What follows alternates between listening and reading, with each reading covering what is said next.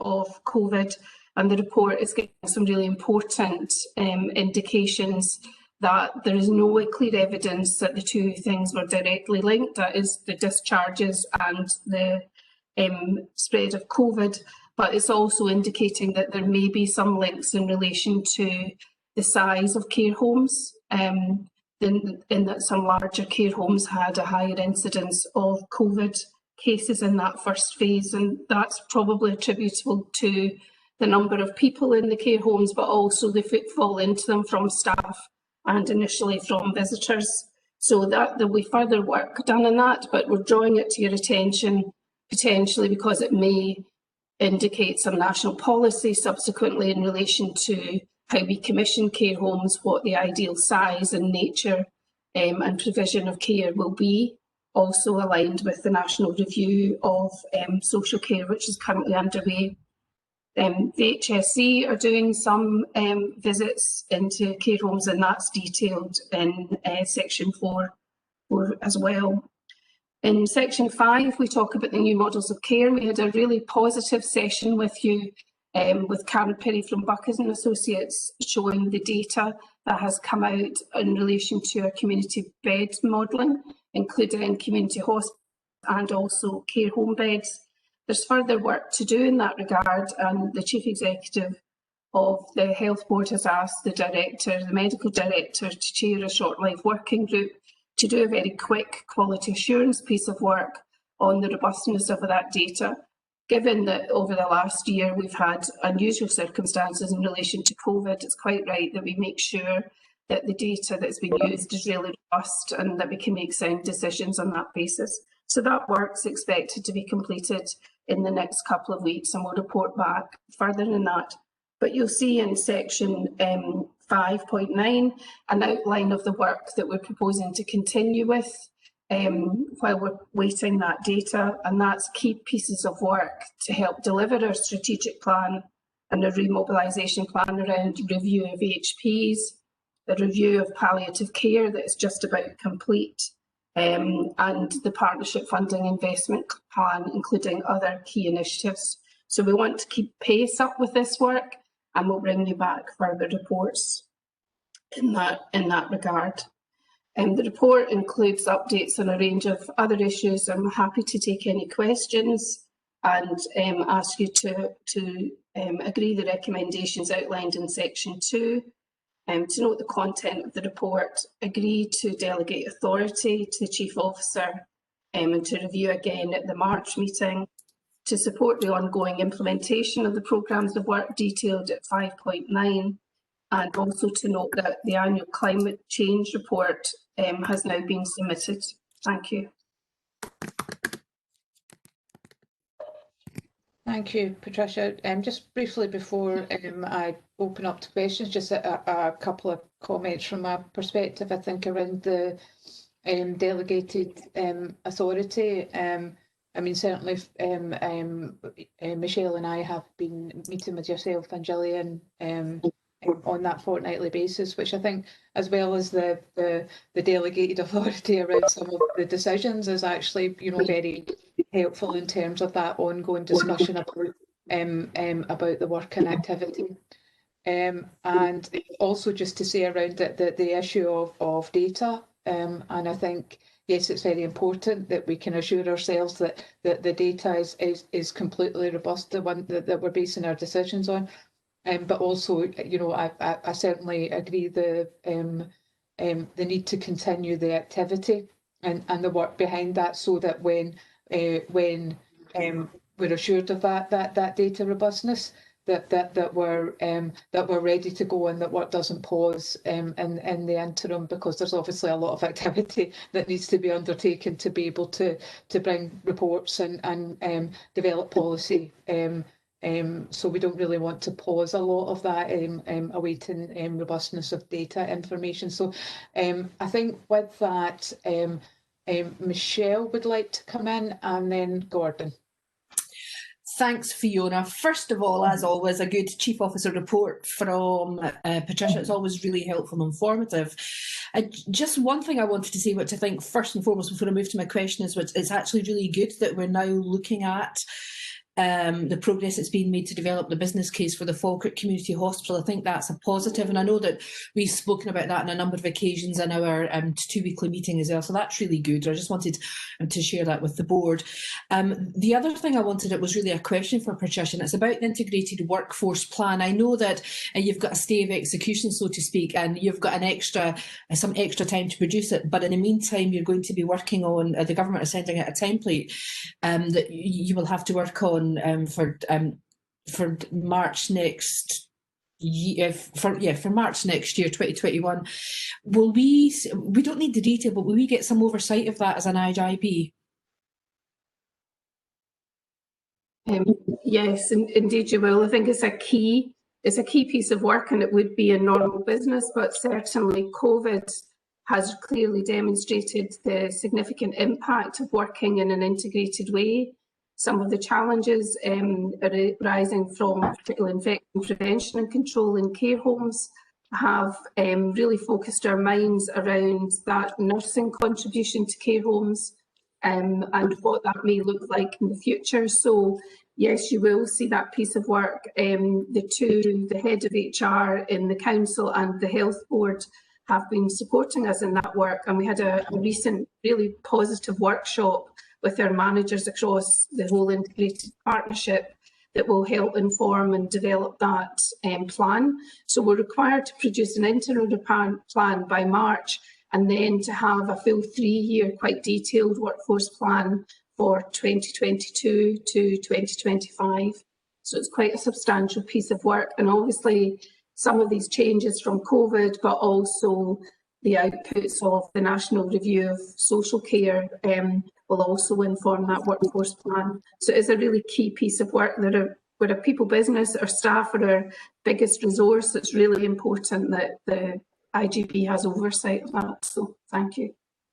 Okay, thanks. Thank you, Michelle. I think it's our biggest resource and our biggest asset, most definitely. Gordon, would you like to come in now? Thanks, Chair. Can I echo Michelle's comments about the quality of the report? I'm happy to agree to all of the recommendations, and I think it's impressive how much long-term planning is going on despite the obvious immediate issues that everyone is having to deal with. 2 points I wanted to make. One in relation to care homes. You're right, Patricia, to highlight the issue of the size of the homes. The other thinking that increasingly seems to develop is that wherever possible, larger homes should look to cohort or effectively to split into smaller units and to have kind of dedicated staff within those smaller units wherever possible to reduce transmission between units should anything go awry. Now, clearly that is easier to do in some homes than others, and I believe there will be some money available for adaptations where that's required in homes. So I just wondered what planning was going on for that. The other question I had was around day services, and in 4.7 you say that at time of writing the report services were not opened up again for obvious reasons, but that was still under review. I wondered if there was any development in the thinking around that. Thank you. Thank you. So in relation to the care homes, we are already working very actively across the system with support from colleagues in public health and in nursing. And we have been through our quality assurance, supporting the care homes to cohort residents as much as possible. As you say, there are homes which will quite naturally, because of their physical structure, lend themselves to that. I think staffing will be an additional challenge. It has been in the care homes to have that. They'll need more staff basically to split into these smaller units, although some of them do run on that basis anyway. In terms of the long-term planning, that's part of that issue around our capacity modelling of not only what kind of beds do we need and what kind other models of care do we need, but actually what type of beds and what types of locations. So we'll very much take our steer from the national guidance on that. In relation to day services, we're very keen to start our day services. currently, because we're in level 3, the advice from public health is that we shouldn't be starting those larger day services currently. We have from the very beginning.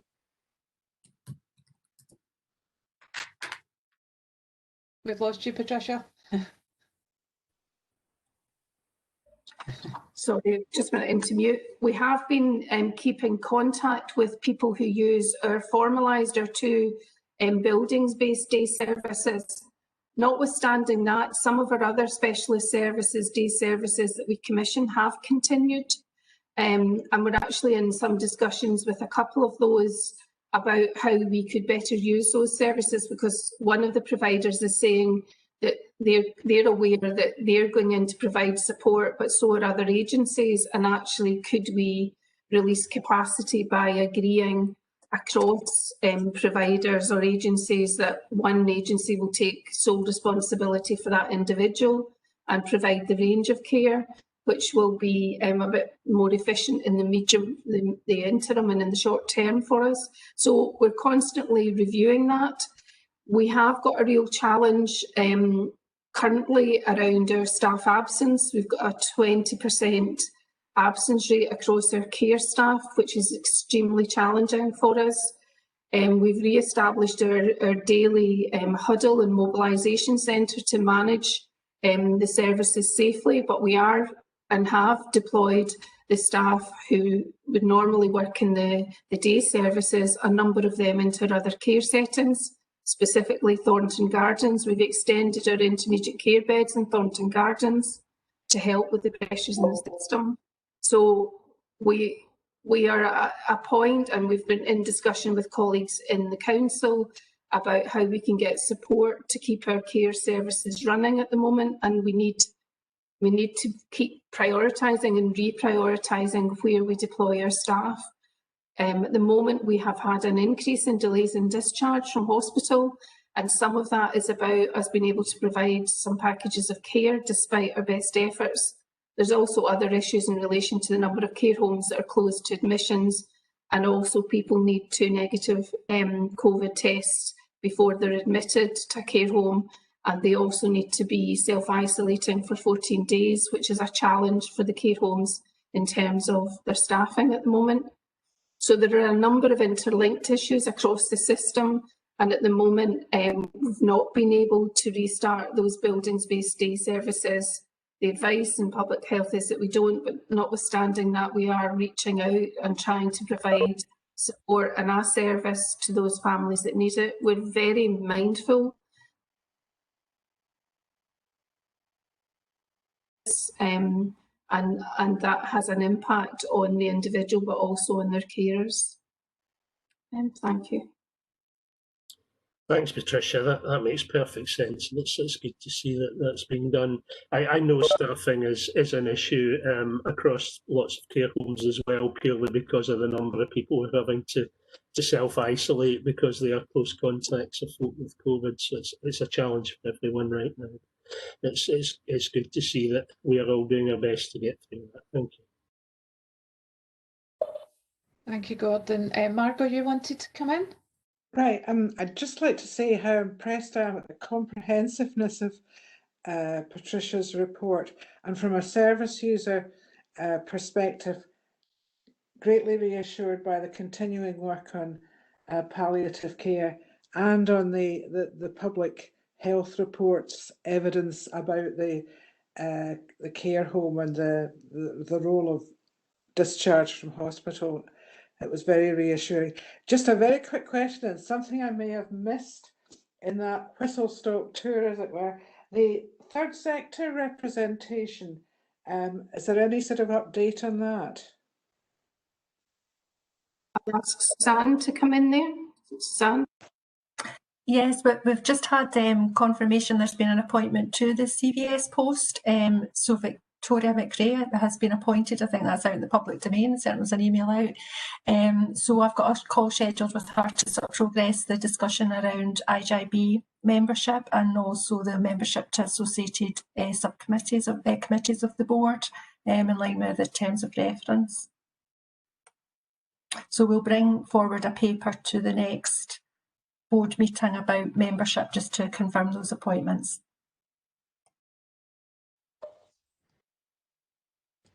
Thanks, Suzanne. Margot, have you anything else you want to add within there? No, that's great. Thank you very much. Thanks very much, Margot.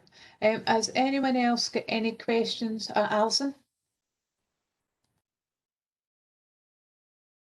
It was really heartening to see the work that's been happening with the Carers Centre in terms of supporting carers when they're unable to have their respite, etc. But I have concerns about the ongoing capacity for carers to deal with, 24/7, the impact of looking after somebody with quite challenging behaviour or complex needs. So I think, and obviously compounding that is the capacity issues within the system in terms of staff. Is there anything that could be done? CVS at the start of the pandemic had a huge list of volunteers, and quite a lot of them were never utilised. And I know that we want people who have got expertise or who can actually be of positive benefit, but could we maybe match some of those up with carers so that they've got a listening ear? I mean, I know that on a few occasions lately I've been listening to some of my constituents who are carers who just needed somebody to talk to.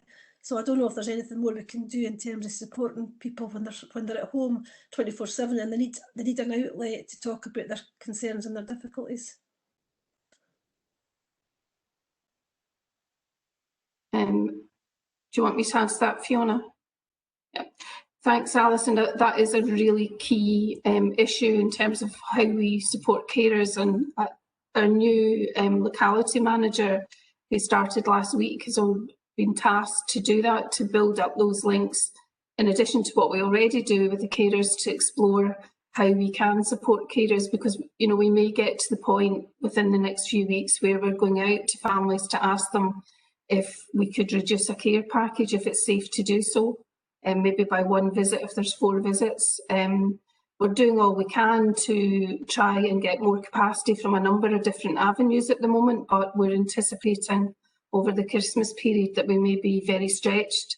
Test and Trace is taking out a number of staff across the whole care sector, our providers, the care homes and care at home. So we're doing quite a big piece of work just now, and absolutely carers are at the centre of that. I don't know if Morven wants to say anything on that might help. Thanks. Thank you. That's kind of you to ask me. I'm actually having difficulty with the sound here. I'm not catching everything that's said. I only got part of what Alison was saying. I got most of what you said yourself, and I improving, aiming to reduce packages by and providing additional help there, which I would totally agree with. I think CVS in particular have been absolutely magnificent throughout the problems we've experienced. It looks very much as though that partnership is going to be extremely valuable in an ongoing way. So I would welcome that very much. Can I just very briefly come in there? I think, and obviously Patricia and I have had some discussions and that role of the carer centre and the third sector, and indeed what our council support service can do in terms of taking other pressures off of carers in what is a very difficult time, and obviously over the winter may become even more difficult. And I think the role of CVS is very important. I think that's a really good point, Alison. And I know that I continue to get opportunities through my inbox, and a lot of that is around how we support people by telephone. So I'm certainly from my perspective, if they're able to build some additional capacity within that, or bring that into to provide additional support for carers, that would be fantastic. Just come in quickly and say that this is going to come as a shock to people, and I don't know how and what way you present this, but I think we have to prepare people, because everybody knows that the hospitals are stretched. People don't know. That's a huge 20% is a huge loss of staff for a perfectly reasonable, test and protect. But I think we need to prepare people and let people see the issues, maybe in a press release or a conversation, and in the local media, but we need to prepare people because they don't realise that. I think that if it comes out the blue as a shock, it would be far better to give a kind of general picture first. Thank you, Alison. That's really helpful point. Thank you.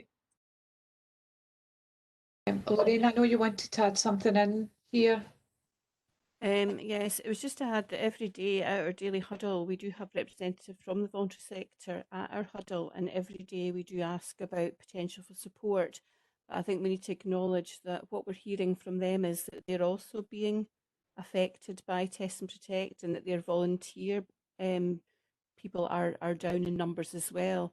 So they're also, having to try to keep services going in a difficult time. But we do have that link with them on a daily basis at the huddle to ensure that we've got everybody speaking to one another to see where we can offer cross support and help. But it's a difficult time, and I take on board what Alison's saying about communicating that to the public, and that's something that we need to think about moving forward. Can I just quickly double check, Cecil, is your comment part of this conversation before I bring David in? Okay. Yes, it was, and Lorraine's actually partially done what I wanted to say. And I attended the CVS AGM yesterday, and it was very good, very positive, and they have a good band of volunteers, very focused, particularly over the Christmas period, around food and around making sure that people, and particularly children, have enough to eat.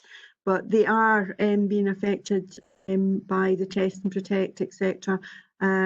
But they may well have additional resources that they can call on, and it'd be worth a conversation, because I know that there's some volunteer capacity available, for example, within some of the football clubs, where they would be willing to do that befriending type call if there were suitable people identified, in order to keep that social contact going.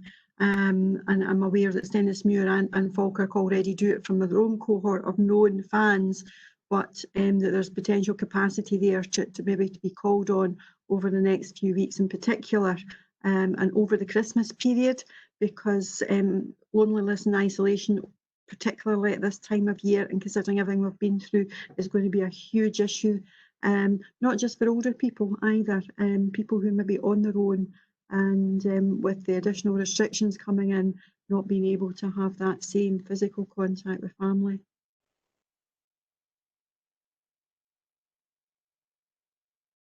So, there's been a lot of conversation about Christmas, and, I'm sure none of us can possibly have missed it in the media, but actually that important point that a lot of people don't have a wider family, and what support could be provided to them, and has been a very difficult year for everybody, but will be a particularly difficult time at Christmas this year.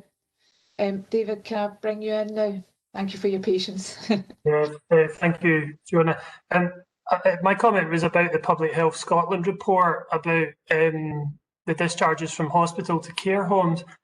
I was quite disappointed with that report, and I'm not sure how it's gone down in other parts of our system, but in particular in the report, I was disappointed by the paragraph suggesting there were valid reasons for individuals not to be tested prior to discharge to care home, suggesting that if a patient didn't have capacity to consent to a test, or if it may cause distress to the patient, or in an end-of-life care situation, it might not be appropriate to test them prior to transfer to a care home.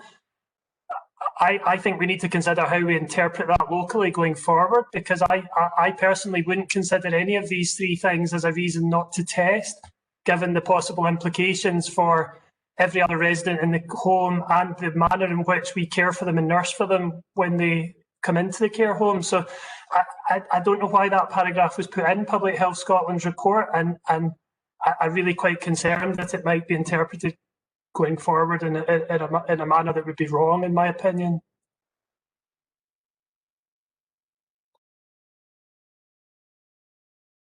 Patricia, I don't know if you want to come back on that or not.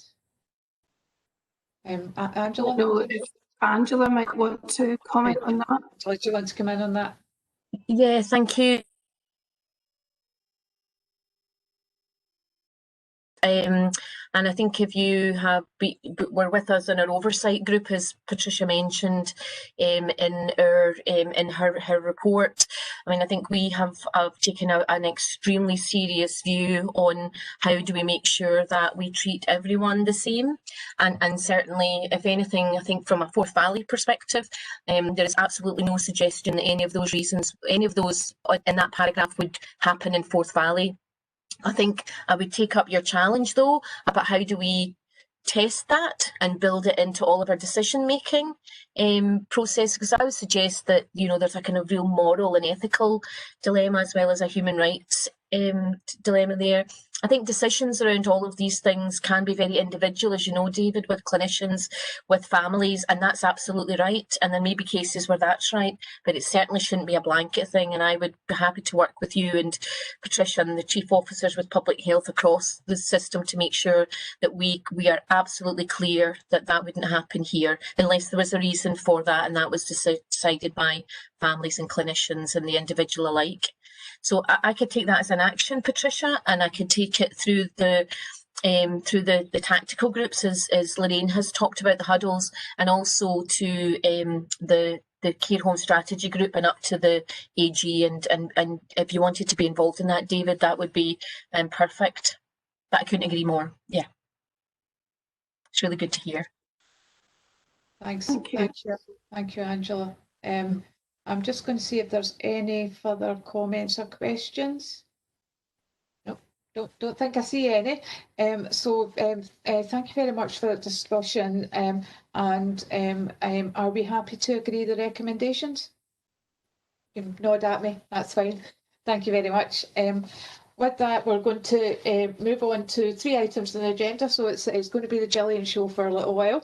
Agenda item 6, the finance report. I'll just pass over to you, Gillian. Yes, apologies in advance for that. In terms of the financial report, it sets out the financial results for the first 6 months of the financial year and also considers the projected outturn as well. Section 3 of the paper just gives a very broad summary of the total budget, which stands in the region of 245 million as at September, and that's an increase of 1.9 million since the last report that was presented to the IJB, and that just reflects a number of additional in-year allocations that have come through since the last report, and also a very small number of reserve movements as well, and you can see that on the table on page 33 of your papers. In terms of the year-to-date performance, an overspend of 833,000 was reported at September, and Section 4 just outlines the key areas where their financial pressures are reported. So in terms of the set-aside position or large hospital services, key pressures are around accident and emergency and a number of inpatient specialties, including geriatrics and mental health, which reflects ongoing use of locums, particularly within certain specialties. We've had the paper before on age-old psychiatry pressures. Also agency staff around covering vacancies. There's a number of unfunded posts within that set-aside position as well, which is actually a timing issue because it's linked to the safer staffing model, so that's a timing issue while funding hasn't been allocated as yet, so that will be rectified in the coming months. In terms of primary care services, the overspend there is 974,000, significant overspend, primarily relating to GP prescribing. But there's also an element that relates to the General Medical Services contract, which reflects a number of golden law payments and also reimbursement of locum cover for independent practices to cover sickness absence and also maternity and paternity claims. In terms of prescribing, just touching on that again, obviously the prescribing information only reflects data up to July. There's a 2-month lag in receipt of the prescribing data, but that appears to reflect increased short supply prices at the moment, and there's particular examples of certain drugs where we're seeing pressure. In terms of social care services, an overspend of 251,000 was reported at September, mainly in relation to care at home services, particularly within that external provider provision. And again, that's mirroring the trends that we have seen in previous years, and that's something that we have discussed previously at the board. That's been offset by a number of non-recurring underspends around vacancies and also within respite care as well. In terms of community healthcare services, there's an underspend reported there. And again, this was previously picked up on at the last meeting around recurring savings from prior years that haven't been removed from the budget.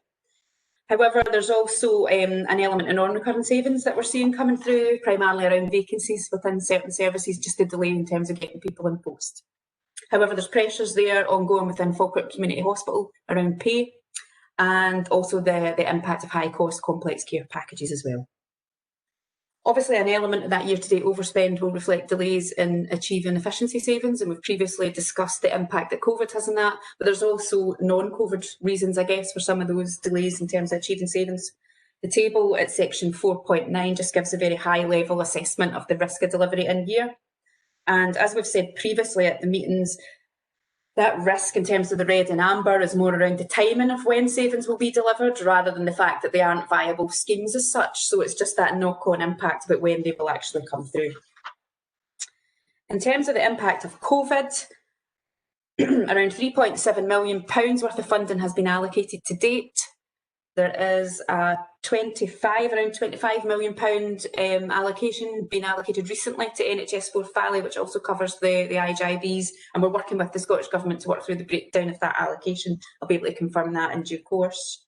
In terms of areas of expenditure, again, I won't go through the details in section 5. However, the key areas are around PPE, obviously temporary staffing costs, we've already just touched on earlier in the meeting around that impact to test and protect, shielding, sickness absence, but also financial support for independent contractors as well, which is a significant element, particularly in relation to the social care costs. In terms of that total forecast cost for COVID, it is significant. It's in the region of £10.7 million. So significant. The impact of unachieved savings is estimated around 2.7 on top of that. We have been in discussion with Scottish Government, and they have confirmed that there will be further interim allocations in November, with a finalised allocation expected to come in January. They have also confirmed that they will be funding unachieved savings and all additional costs. Obviously, they want to wait till January so that we can quantify and really firm up robustly what the impact of COVID is. In terms of the overall forecast position, a £2.782 million overspend is currently forecast for the year. Section 6 provides a breakdown by service. And arriving at that position, I've assumed that a lot of the trends that we're experiencing in the year-to-date position will continue. I've also assumed that the unachieved savings funding will come through from the Scottish Government. The key impact of that is largely around the social care element, it has to be said, rather than the health services. Section 7 sets out the position around partnership funding, and at the last meeting we discussed the new investment programme that's currently being developed for the next 3 years. As part of that, we have been looking at 3 particular proposals that have been submitted, and section 7.5 just provides a very broad summary. So Top Toes, Mates and Dates and the Neighbourhood Networks submissions. These have been supported by the Partnership Funding Group and the Strategic Planning Group, and we would ask for your support today as part of the recommendations of the report. I'm happy to take any questions that board members may have at this point. Thank you very much, Gillian. A very comprehensive report as ever, and I did want to very briefly touch on the partnership funding, and I think pleased to see Dates and Mates and Mates and Dates and Neighbourhood Networks come through, and to look at to continue and expand their services, and that was part of our commitment that we made in relation to the review of day services, and I think it's really important that we continue that investment and commitment in that. So that was just a very brief comment, and then I'll start to bring people in, and I see Morven first. Thank you very much, Fiona. I agree exactly with what you're saying about the 3 partnership funding approvals. I wonder whether they need to be longer than the period that's there. Presumably none of them are actually operating at the moment. So to keep them viable in the future, is that long enough to give them the funding for, or should we approve it for longer than that period? I think initially, yes, there's a reason why we've obviously it's a test to change and a pilot, if you like, so we can evaluate how that fits in with the review of day services. But certainly as part of that longer term review, I would expect recurring long term funding to be agreed as part of that. So the fact that we have agreed non-recurring funding initially lets us test that it's going to fit with the direction of travel that we've agreed for those services So I think that is appropriate in the first instance, but obviously we would need to look at exit strategies and recurring longer term funding. Patricia, did you want to come in on that? Yes, please. It was just to add that, of course, when we've done that review, we've been moving to a commissioning model for some of these services so that they would have a longer term funding and clear commissioning arrangements in place, rather than being, the partnership funding. That's always been our direction of travel, but very clearly to give these organisations more stability and to secure their staffing in a longer term basis. Thanks. Thanks, Patricia. Morven, do you have any further questions?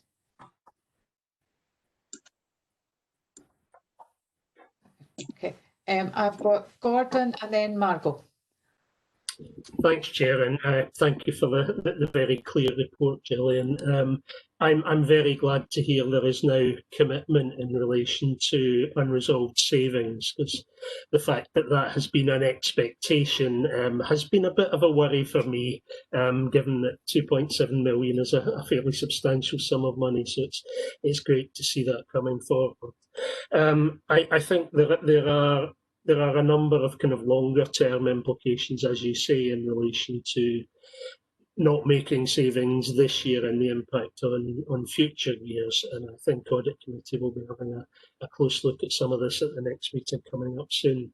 The other issue I think that needs to be bottomed out, not just in terms of this year, but in the longer term, is the issue of risk sharing arrangements and agreement with the constituent bodies. And again, that's something I think Audit Committee will be having a look at very shortly.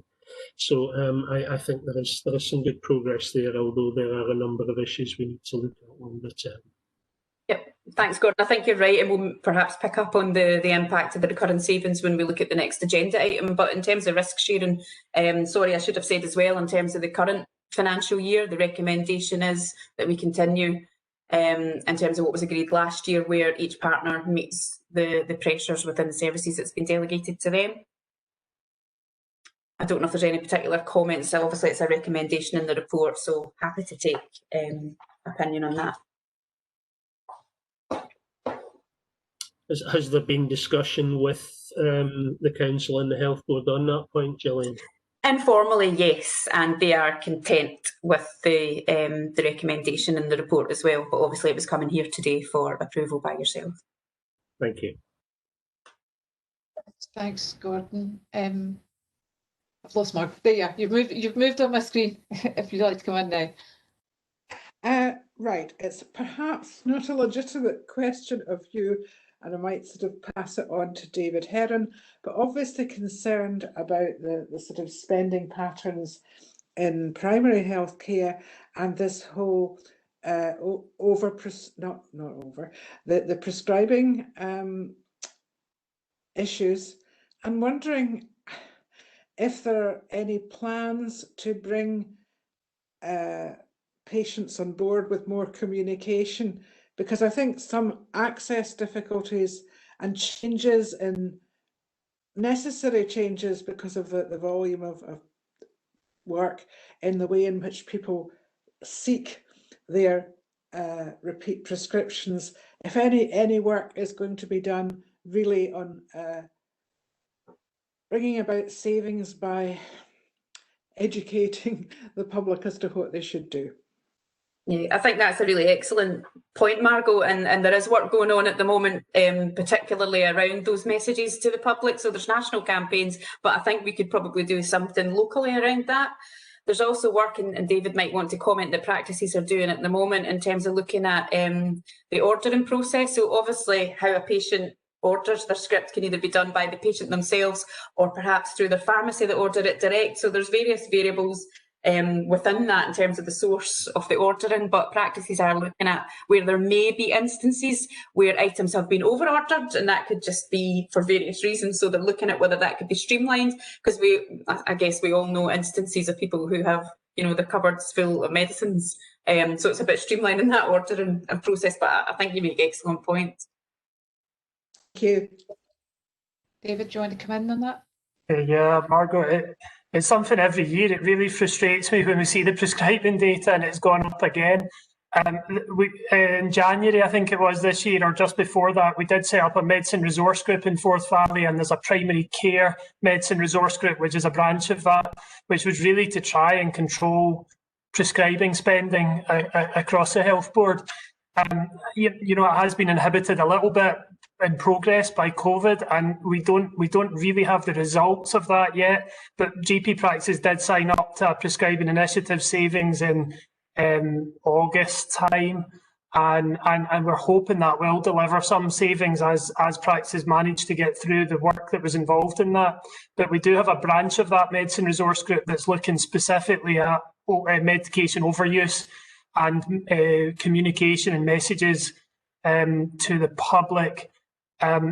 Unfortunately, at this moment, I don't think a great deal of messaging has gone out, but it's definitely something. There is a group looking at it, and there's a group working and looking at what the national messaging is and trying to align Forth Valleys with it.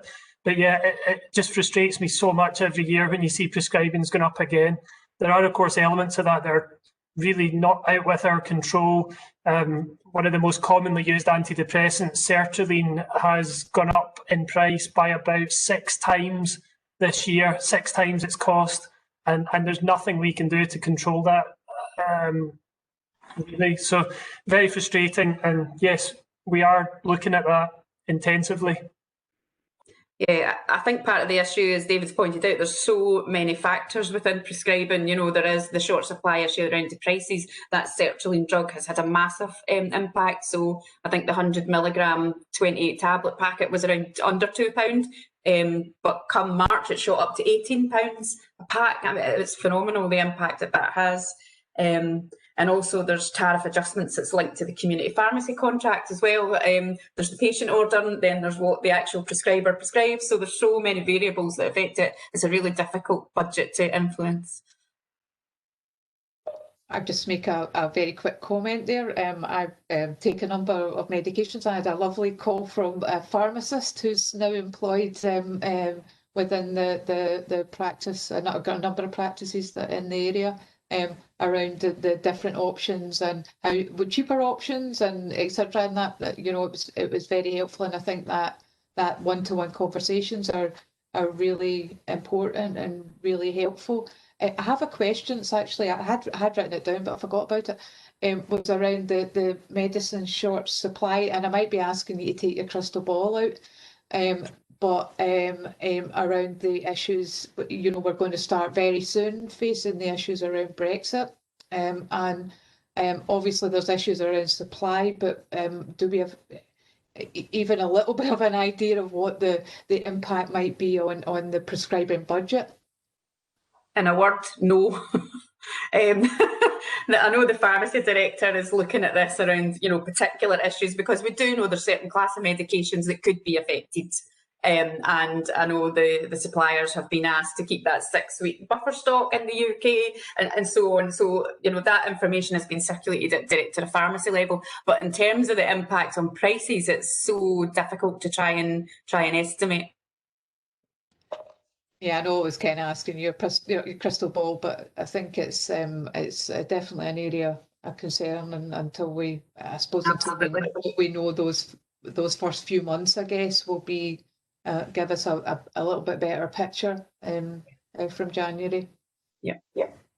Stephen, you wanted to come in? Yeah. I mean, I'm no expert on this, but I just happened to another meeting yesterday when they were discussing this in general supplies of medication, and the issue for the UK is I think it's 3% of the global supply chain comes into the UK, and it's okay when you're part of a block because the big pharma, they concentrate on the US, Japan and the EU, and we're about to drop down a few tiers in relation to that. So I don't think we should kid ourselves on. I think that there will be issues, but I think, as Gillian points out, it's as clear as mud at the moment in terms of both supply and what costs. But I wouldn't be seeing any good short-term news there, unfortunately.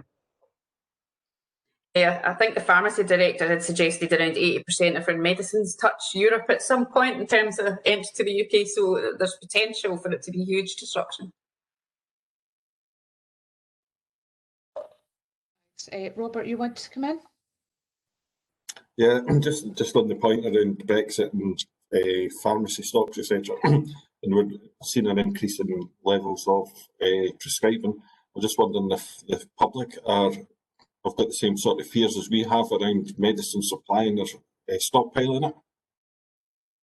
Certainly the advice has been not to stockpile, but I think we've seen during COVID that sometimes that just gets ignored.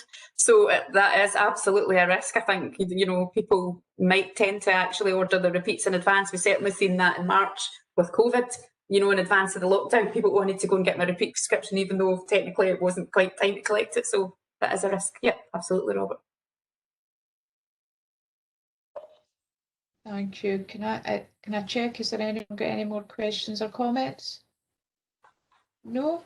Well, in that case, are we happy to agree the recommendations? Yeah, great. Right, Gillian, back to you on the business case. Thank you. So the business case is a key requirement of the IJB's integration scheme, and it effectively sets out the financial plan and assumptions for the coming financial year, and it's the initial starting point in negotiations with partners around funding contributions. So the business case, obviously, at this stage in the financial planning process, it is really quite early. There's a number of key information that we don't have at the moment, so this is pretty much caveated, and I've actually set out in section 3 the assumptions that I've used in compiling the figures. I won't go through them in detail, but you'll be aware in terms of the funding uplifts, we're expecting a 1-year spending review settlement to be published next week. However, the impact on the Scottish budget won't be known towards the end of January, so there's a couple of months before we'll have clarity around some of that. In terms of pay awards, obviously subject to national and local negotiations, I've assumed 3% at the moment, which is broadly in line with the advice that we're getting from Scottish Government and local government. In terms of inflation, there's a 2.5% allowance in there, just around consumables and supplies, with the exception of prescribing, which is significantly higher at 5.5%, and I've included an additional allowance around the impact of new drugs. In terms of contractual uplifts, again, that will be subject to negotiation, but at the moment we've assumed 3.5% around the external social care providers, which reflects impact of the living wage and the ongoing commitment around that.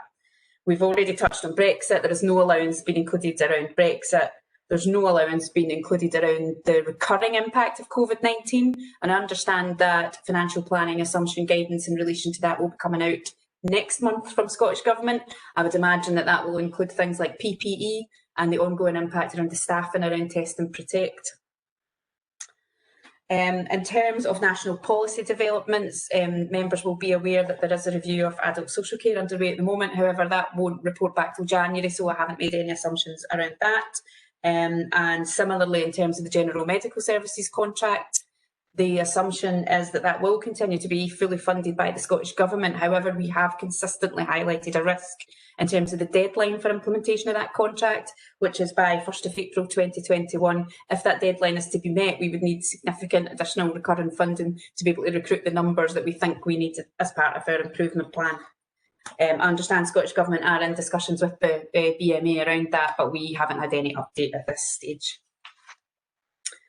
So in terms of taking the financial planning assumptions and the caveats, also the key areas of our delivery plan that we want to take forward in the next year, bringing those all together results in a total funding gap of 6.4 million for 21-22. That's comprised of 4.5 million in relation to the integrated budget and 1.9 million in relation to set aside. So clearly there will be a significant level of additional funding required from partners and or recurring efficiency savings required. In terms of the development of efficiency savings, section 6 in the paper sets out some of the high level themes that have been identified at this date, and that's totaling 4.5 million. You can see some of the high level summaries there around ongoing social work review and assessment. There's a figure attached around the community bed-based modelling, day services, and I've also put an assessment in around charging arrangements. Community residential resources, that's around Erkle Road, and I would expect that savings figure actually to be higher than that. But there's also initiatives around medicines waste that we've touched on, and the prescribing improvement initiative that David referred to. Obviously, these are very high level figures, and there's detailed work going on around to quantify these more robustly. I've also included a very high level assumption of the capital projections. So you'll be aware that the IJB doesn't hold a capital budget. The responsibility around property and asset management remains with partners. However, the IJB obviously does have a key role in terms of their capital planning process. And you can see the projects are set out there under section 7.2 and table 4 that are expected to be taken forward during next financial year. I've also referred to some of the longer term developments that are in partners' capital plans around Falkirk Community Hospital, that Patricia's already touched on, redevelopment of the primary care estate and also intermediate care facilities. So in conclusion, the report highlights that there's a 6.4 million potential gap for next financial year, and this would form the basis of initial discussions with partners around the funding contributions for next financial year. So I'm happy to take any questions at this stage. Thank you, Gillian. Just for the board, in terms of timelines about developing those savings proposals and just having a more in-depth picture, do you have a kind of a rough timeline for that? I would like to have them quantified by around January. Certainly in advance of the new financial year, because there's always a lead-in time to actually implement the savings. So it's important that we're actually good to go on that, the start of the financial year. Okay, thank you. Right, do you have any questions or comments? Down my screen. No, I don't think. Oh, Kenneth, when you come. Yeah, thank you, Fiona. And just very briefly, and it's an obvious point, but when we look at the initial savings proposal, what's really notable is that we're endeavouring to achieve an awful lot of these savings through two particular pieces of work. In terms of the community bed-based capacity modelling, we spoke earlier on about that really positive workshop that we'd had, and we know in terms of the transformation, integration of services, etc. This is a really critical piece of work, and I know that the intention from Patricia's earlier report is to come back I think at the next meeting with something about the community hospital, which is a key part of community hospitals, a key part of that. I suppose I'm just underlying the criticality of this this important piece of work, and in the given the current challenges we still have in relation to COVID, just underlining the importance of maintaining the momentum on transformation, but also recognising the challenge and difficulty of that. So I just wanted to make that point. So absolutely very supportive of that piece of work, but the scale of the challenge is really, really significant. I think that's an excellent point, Kenneth, and we would want to put, specific PMO support and project management around some of this to make sure there is that dedicated resource to help facilitate that work. Thanks, Gillian. Cecil, you wanted to come in?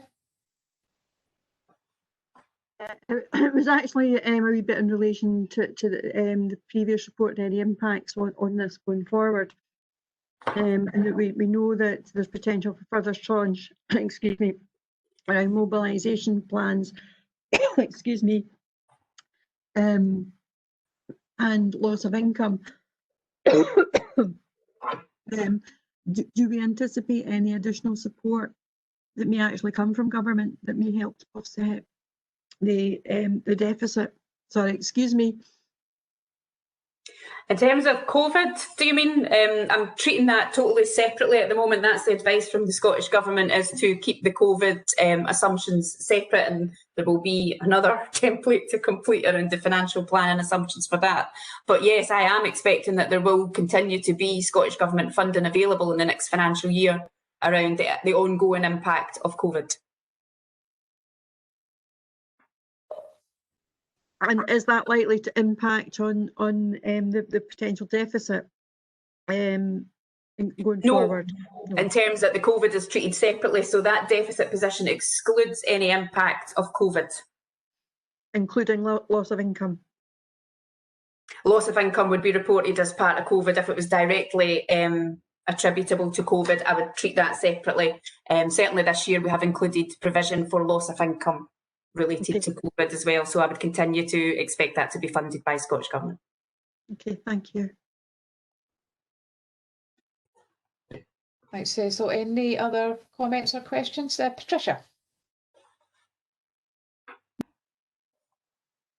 Thank you. It was just to add to that, to in response to Cecil's question, the review of social care, and I think it was Gordon that mentioned earlier that there's an expectation that there may be funding that will follow if we need to look at how we provide community-based care home beds and care beds. So there may be support. I think the challenge for us is to be ready for that. And really keep the pace of this work up so that we're really able to swiftly realise any opportunities that there are through the current reduction in occupancy, particularly in some of our residential and care homes at the moment, and look to be able to realign that care provision and invest appropriately in that in the new year. Thank you. Thanks, Patricia. Gillian, do you have anything else to add on the report? Just shake your head. No. No. Okay. I don't think there's any more comments. So with that, are we happy to agree the recommendations? Good. Lots of nodding. Just muted myself there. That's what I was doing. Too fast. Back over to yourself, Gillian, on the audited accounts. Thank you.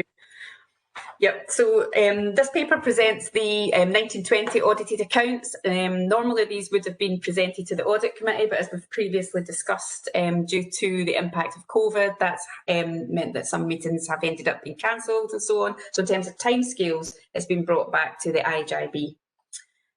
In terms of the actual accounts themselves, they're provided at Appendix 1. In terms of the audit, there was no changes to the figures. There was very few changes around the actual management commentary. I would point out where the key changes were. It was around the governance statement. So that was increased to include a table which reflects the prior year actions and progress against them. There was changes to the notes to the accounts, particularly around some of the assumptions in terms of going concern. And again, largely as a result of COVID, there's been some changes to the disclosures there. In terms of the actual findings from the external audit, the report is attached to Appendix 2. And that will be considered by the audit committee at the meeting on the 4th of December. So in terms of the key findings from that audit report, the external auditors have provided an unqualified audit opinion on the financial statements, and therefore the accounts are considered to provide a true and fair view of the IJB's financial position, and it also confirms there's no material uncertainties in relation to the going concern status of the IJB. In terms of the wider scope areas of the audit, the report does highlight, though, a number of ongoing risks in relation to financial sustainability, longer-term risk-sharing arrangements, which we've already touched on, and best value. And there's 5 specific improvement recommendations that are included in the audit report, and that's included in Appendix D to the external audit report, so I would draw your attention to that.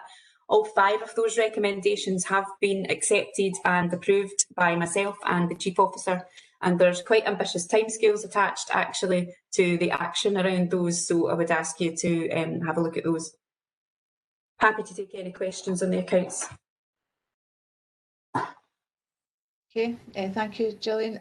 Do you have any questions or comments? Just looking at Michelle.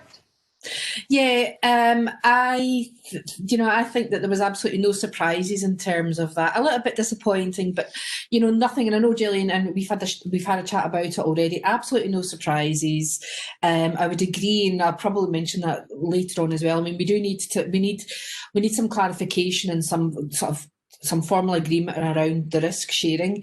And I think the 5 recommendations, I can see why you accepted them. So, I think, we know where we need to go now, and I think that's it. You're absolutely right. Some of the timescales are quite tight, and given the current circumstances we find ourselves in, but actually, we know what we need to do. We just now need to get it done. I make it sound easy, don't I? Yeah. Just like that. Just do it. There were no surprises though, and for me, I felt much more comfortable about it this year than I did last year. Yeah, I mean, like I say, the timescales were quite deliberate actually, because I'm kind of conscious last year there was 12 recommendations, 6 of which remain outstanding and 4 which are now superseded by some of these. So I think it is important that we move them on. So as I say, the timescales were quite deliberate to do that.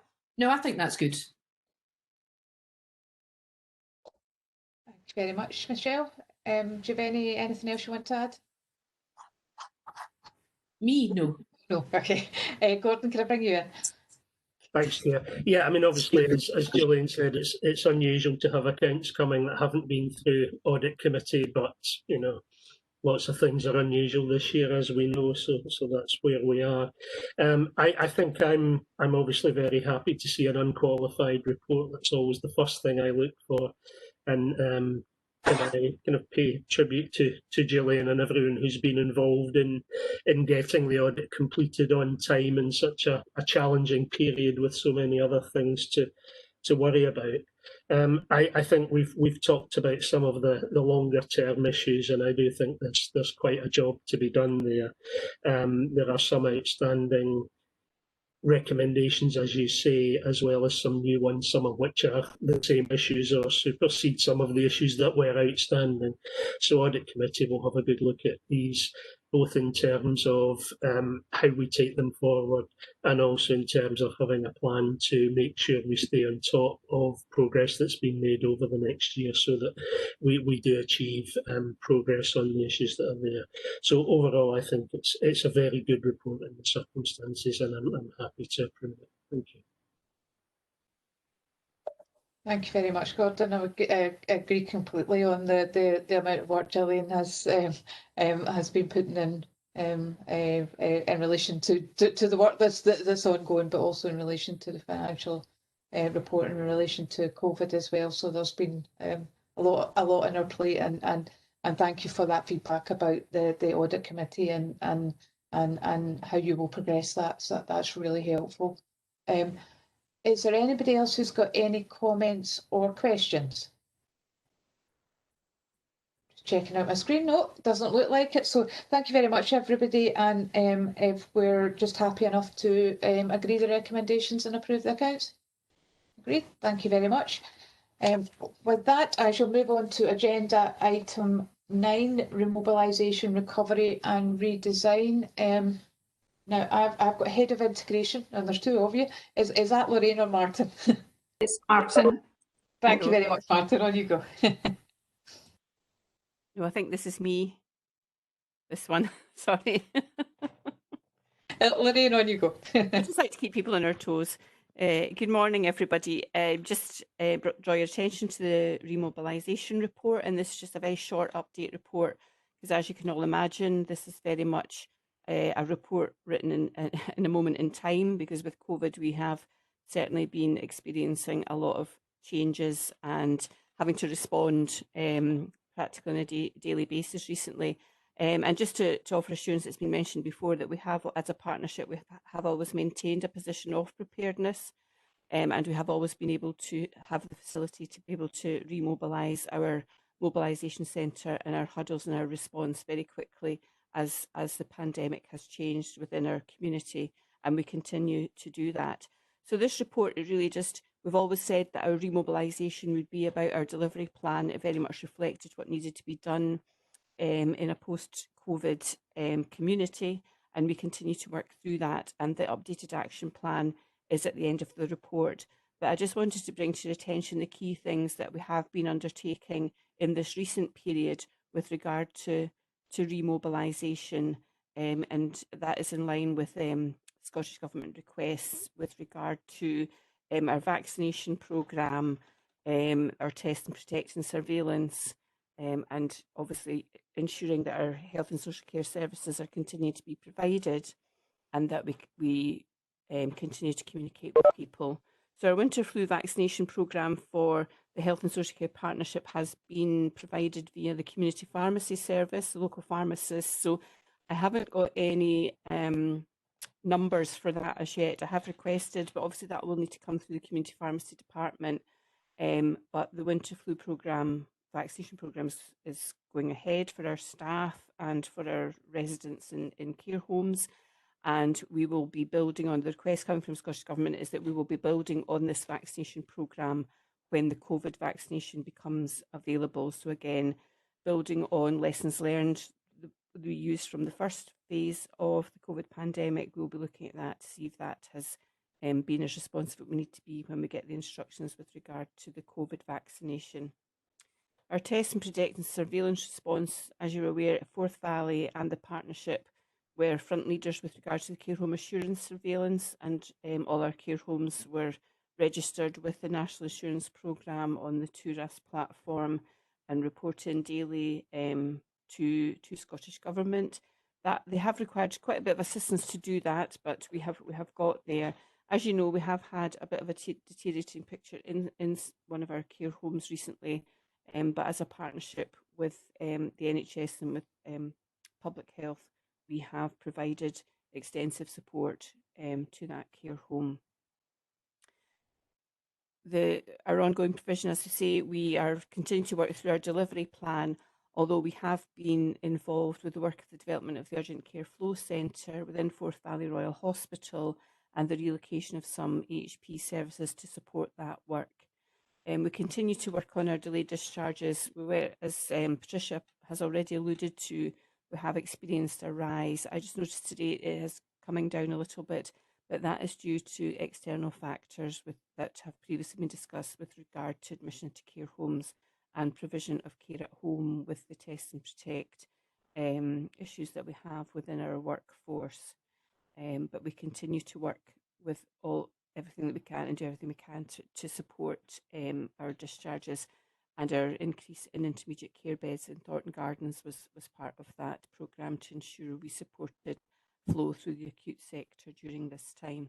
So it's just a very quick update of where we are with regards to the current direction from Scottish Government with regard to remobilisation and recovery, and our delivery plan being part of our redesign process as we move forward within these various waves of the pandemic.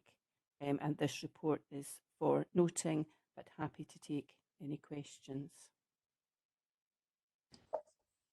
Thank you, Lorraine.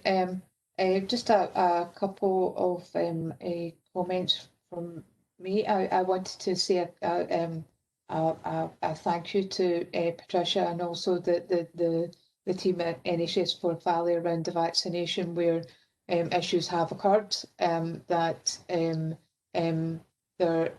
have been brought to the attention of elected members, that we've been able to resolve those. So thank you to Patricia for facilitating that.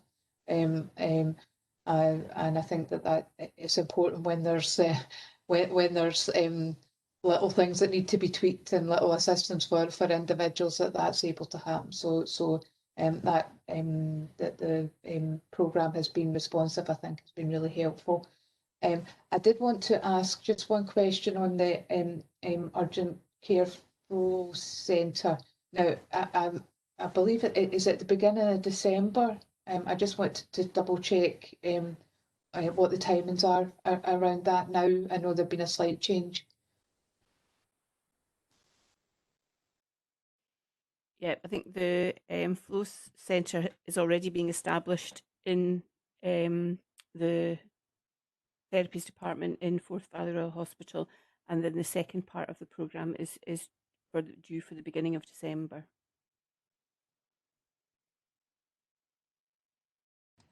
Okay, is there any questions or comments? No? Well, thank you very much for that update, Lorraine, and obviously we're just noting this report, so thank you for the report, Lorraine. I'm now going to move on to the redesign of residential care. Now I'm going to assume this is Martin and Nikki, so if I'll just pass over to you now. Yep, thanks. Members will probably recall back in September, the board agreed a review of Torwood Hall, and that was really to consider the residents' needs going forward. That was really on the back of, I guess, some of the challenges we've had at Torwood Hall in terms of COVID-19. Torwood Hall is one of our oldest buildings, and we reported around the difficulties in terms of providing care and making sure that we were complying really with the guidance around dealing with COVID-19. So the report really just gives an update on the work that's happened since then. In section 4, it highlights some of the progress in terms of that review, the engagement with residents, with families, with the wider workforce. It does go on in terms of section 5, in terms of conclusion, to highlight that going forward, if the board agrees the recommendations, and that we would then begin that individual consultation work specific families and individuals around their care needs going forward. So the board today are really being asked to support the relocation of current residents to accommodation that meets their needs, to approve the closure of Torwood Hall following the relocation of residents, and to note that work's underway with staff, trade unions and HR to ensure that all the employees are matched into suitable roles within the partnership. I've asked Nikki to join us today to give you specific updates, and if anybody has any questions around the process today or the plans going forward. Nikki's been really key in, I guess, taking this work forward, and I know that she's personally met with a number of families. She's met with the staff and she's met with service users, so I'm happy to take any questions, and I'm sure Nikki will be too. Thank you, Martin, and welcome, Nikki. I've got a couple of people looking for questions. One, I've got Michelle and then Alison.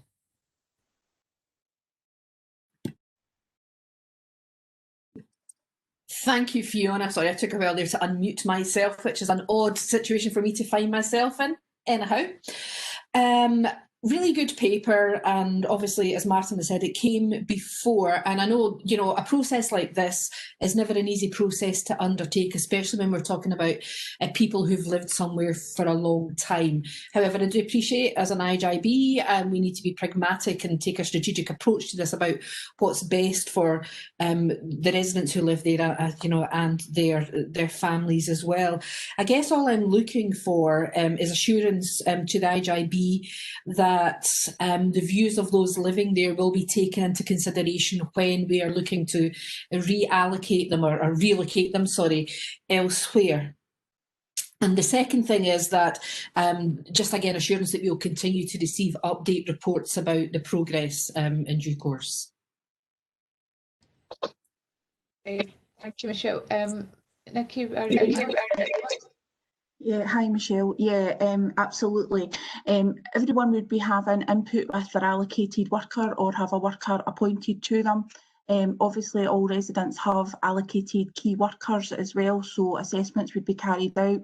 Like I had said, we've already made contact with all the families, residents where the families have got power to be able to advise us. I've said if they wanted their loved one to know about this at this stage. Some of the residents have been absolutely great and actually welcomed it and said they would like a change. There has been another few residents that are apprehensive because obviously it is their home and they have lived there for a long time. But yeah, I would give constant updates to the board. And what I can say is we do have 15 residents, 14 of them are permanent, and actually 2 residents at the moment are already looking to move prior to Christmas. So that would actually take us down to 13 residents, and 3 of those are out area placements as well. So I have actually spoken to the other social workers from those local authority areas, so they are aware of that the board may make a decision to support the closure of Torwood Hall.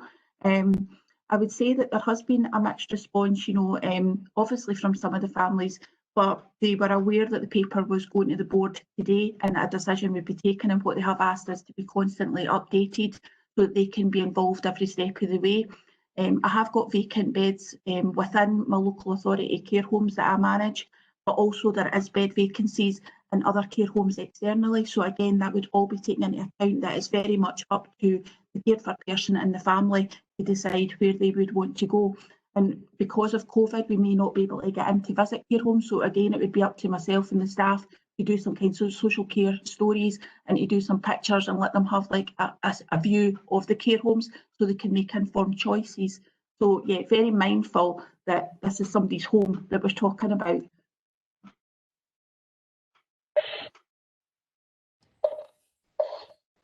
Sorry, Michelle, I think you're on mute. Oh, I am. See, there I go again. All I was saying was, you know, that is reassuring, and I can tell from what you're saying that, you know, it's in very capable hands in terms of how it's being managed, which is reassuring. And, you know, with that in mind, I'm actually certainly quite happy to approve you approve the paper today. Thank you, Michelle. Alison, you wanted to come in? It was just, I mean, it's pretty clear cut, the paper, and it does look like, obviously the situation's been handled very sensitively, which is what I expect and know that Nikki will do. But it was just to ask for reassurance regarding the timescale, that there isn't a fixed timescale, so that the people who are, the residents that are there, will have time to decide what's the best place for them, you know, so there isn't a rush for to get people out by a certain date. And also just to recognise that the staff that work there are well known and, you know, for their good, very good palliative care. And I think that those skills need to be recognised, so that wherever the staff go, that they can use those skills well. Absolutely, Alison. There is no timescale set against Torwood Hall, and it'll be very much done at the person's pace and the family's pace as well to adjust, because obviously when somebody's leaving their care home, their home that's been there maybe for like 10, 15 years, it needs to be the right move. As you know, I've supported relocations and transformation in other parts of the service, and it's certainly not been rushed at all. So I'm very mindful of that. So we would take that approach again. As for the staff, Torwood Hall has approximately about 36 staff. That's including domestics, and it's looking at the kitchen area as well, and then our social care workers. Again, we'd be supporting all the staff through this process. I have met with a lot of the staff face to face. Certainly, I also said the last time that I met with them, if you want to drop me an email, I'm happy to meet with you out with to have one-to-one discussions, as is my ops manager.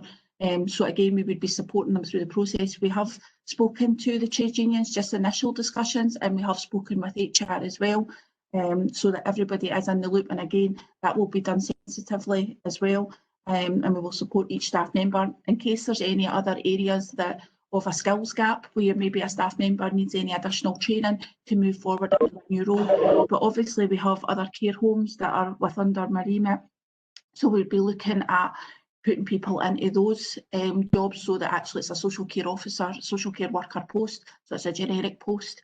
So that's what we'd be intending to do, Alison. Thank you. Thank you, Alison. Do we have any other comments or questions? Sarah. Thank you, Chair. I mean, just really a comment from me. I mean, I think the paper provided outlines the process that Nikki and colleagues have been following, and really is an exemplar of just really good social work practice. This is what good social work does, is really taking into consideration all of the individualised needs of all the different parts of this really complex system. So none of this is straightforward and easy, but I do reflect comments made by other colleagues on the board that, you know, this is in really good hands, and thinking right through from the staff and, you know, most importantly, residents and families. You know, this is an unsuitable building, which we absolutely appreciate and understand, but the care and the time and the attention just to look at every single package of care and get that assessment of need just right, I think we can be hugely assured. So keen that people seem to be supportive of the recommendations in the report, and thanks to Nikki and colleagues in our team. Thank you. Thanks, Sarah. I would certainly reflect that, and I think the discussion has been reassuring around the process going forward. So thank you for the paper. I'm just going to ask, are we happy, if there's no further comments, are we happy to agree the recommendations? And can I just double check, Martin, when we'd be likely to receive another report on the progress? Actually, we could bring you an update to the next board meeting, just on the work that we've done between now and then, because by that point we will have engaged individually with families and with the service users, and we should progress some of the work with the staff as well. So happy to bring just a brief update to the next board. Yeah, I think by the nodding heads, I think we would all appreciate that. I think it's an important piece of work, and obviously extremely important for the residents involved. So that's very helpful. Thank you, Martin. So with that, are we happy to agree the recommendations? Great. Okay, well, on our agenda, we have down for a short break. So that gives everyone a little bit of time to grab a coffee. So it's 11 o'clock. So I'm suggesting 10 minutes. So we come back at 11:10.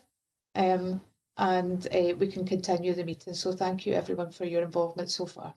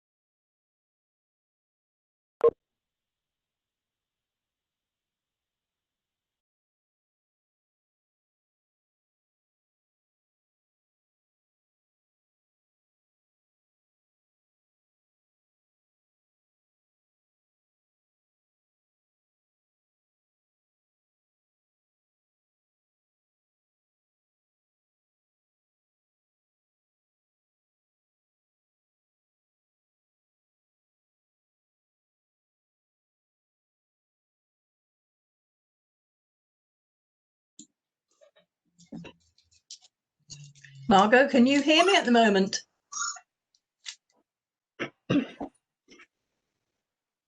Yes. I just wanted to ask you, can you hear everything okay? I'm finding it difficult to participate because people's voices are breaking up and I'm not catching everything that's said.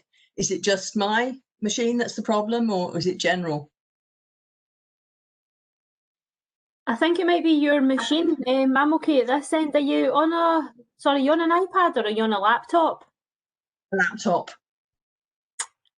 Is your connection okay? Like, do you have quite a good signal? I think so. How can I check my signal? I'm not sure. Can you move nearer your router? Are you quite far away from the router in your house? Yes, You know, like actually, I'm upstairs. Have you got I'm a Sky upstairs. box? Can you unplug your laptop and sit nearer them? It might just be that the connection. It might be the connection struggling. The other option you can do for next time is if you connect your laptop straight into the router, you need a special cable. Oh, right. Okay. Well, that's useful to know. I'll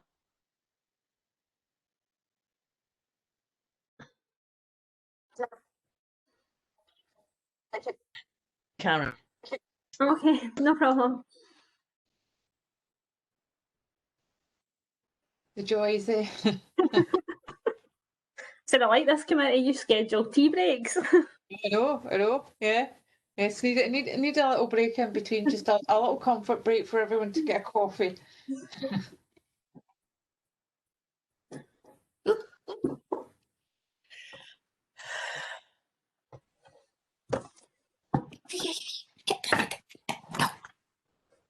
Yes, I bought a cable to attach directly to my router, and I discovered that really I didn't know what 50 metres looked like.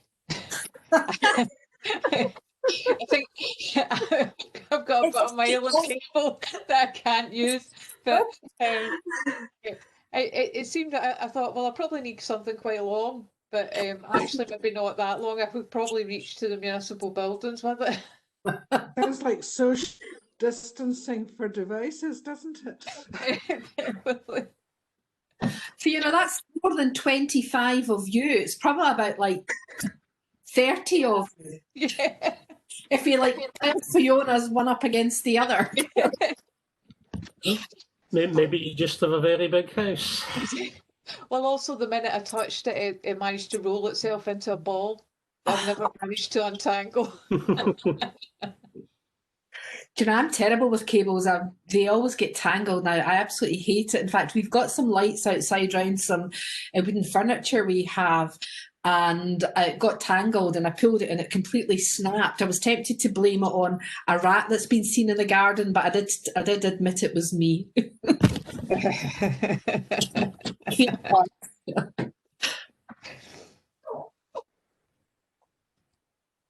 I think anytime there's anything tangled up in the house, it is a fair bet that is me. Yeah.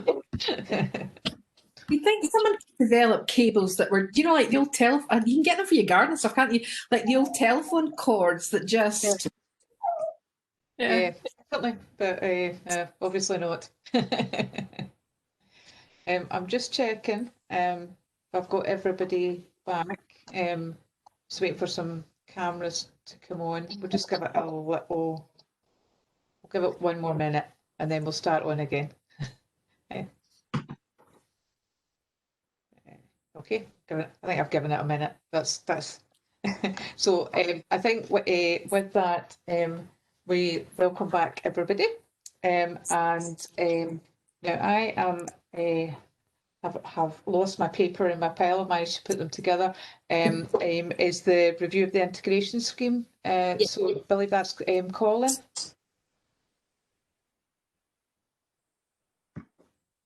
Yes, thanks very much. And apologies again for the lack of the video camera. It's just some technical difficulties that we're having. And also, just because of some technical difficulties, if I can maybe return very briefly to item 1, and apologies, we have in fact had a couple more apologies in, which I'll mention just now. Firstly from Victoria McRae, and secondly from Andrew Murray. But moving on to the item on the review of the integration scheme, the reason for bringing this report here is to remind the board that there is the requirement within the Act to review the integration scheme every 5 years, and that's an obligation which lies on parties, that is the Council and the Health Board, but clearly we would carry out that activity in conjunction with those working within the partnership. The second reason for bringing this is really to advise the board that it hasn't been possible to carry out that activity during the course of this year, and to say something around the consequences of that. The work had started and was in a fairly advanced state of preparation prior to March, and I think we know what's happened since then. It's an activity and a process which requires a significant amount of resource, and particularly time at senior officer and official level, and for obvious reasons it has possible for those within the Health Board, within the Health and Social Care Partnership, and within the Council to give that level of time over the course of this year. I think to provide some reassurance to the board that the consequence of that is not a dire one. The integration scheme remains in force, you remain in force. The consequence is that your integration scheme is a bit more out of date than it should be. But it's obviously important as a public body that we do follow the requirements within the legislation, so we should aim as the parties and within the partnership to complete the review as early as is possible, but I think realistically that will be during the course of 2021. Suggested in the report that shouldn't, I think, stop the parties from completing some of the work that will form the building blocks of the reviewed scheme. And I think one of the key aspects of that, and it's been mentioned twice already this morning, both by Gillian and by Gordon, is really trying to solve this issue of a longer term agreement on risk sharing, which would be one of the key aspects of the finance section of the integration scheme. And I would hope that there may be scope for those discussions to continue to allow those to be incorporated when the scheme is formally reviewed, when we're able to carry out that particular piece of work. So the report is primarily provided for information, and the recommendation is to note the report. Thank you, Colin. Thank you for the report, and I think we probably all understand why there's been some difficulties in carrying forward this work over the last period. Certainly the involvement of the resources of senior officers their attention has quite rightly been elsewhere. I'm just going to open this up, and I think Michelle would like to come in. Yes, thanks, Fiona. Just really almost to say what you've said, which is I think it's really good that Colin has brought this to the table. I think it's really good that, you know, to me it was really important the IJB got an update given that we knew that this was due. I think for me, again, it's very important that we do get something in there about the risk sharing agreement. I think that needs to be formalised and agreed. And then from there on in moving forward, I think it'll be far more straightforward. Again, I would welcome Colin's suggestion of having the work started now, you know, but appreciating the fact that we know colleagues are busy dealing with the pandemic that we currently find ourselves in. So really that's it, and I think just to thank Colin for bringing it to the attention of the IJB today. Thank you. Michelle, Gillian, you wanted to come in? Yeah, just in relation to section 3.3, Colin, Would it be appropriate then for a finance work stream, if you like, to be set up to look specifically at Section 8 around that preparatory work that could then feed into the formal review? Yes, I think that would be extremely helpful, Gillian. And okay. I think the experience in the drafting of the scheme is that one of the most resource-intensive aspects was the finance work stream. So I think anything that can be done to move that forward will ease the process for the formal review when we get to that stage. Okay, right, I'll take that one away. Thank you. Would anyone else like to add anything? Have any comments? Okay. I think I see any. I think, you know, obviously, when we had discussions before, we were all very keen to see the integration scheme be reviewed and you know, as an opportunity to deal with things like the risk sharing agreement, but also where there was any confusion within the integration scheme, that we were able to get some clarity within that in the next draft. So I'm happy to receive this report and to see that the work's ongoing, and I'll probably just a thank you to Gillian, because I mean, by the sounds of it, this is going to be a big piece of work in terms of getting started on that finance work. So I don't think we've not got something to agree here, but I think just in general to welcome that work moving forward. Sorry, I thought I heard something there. So with that, can I move on to agenda item 12, which is the performance monitoring report, and I believe that's Suzanne. Yeah, thank you, Chair. Thanks.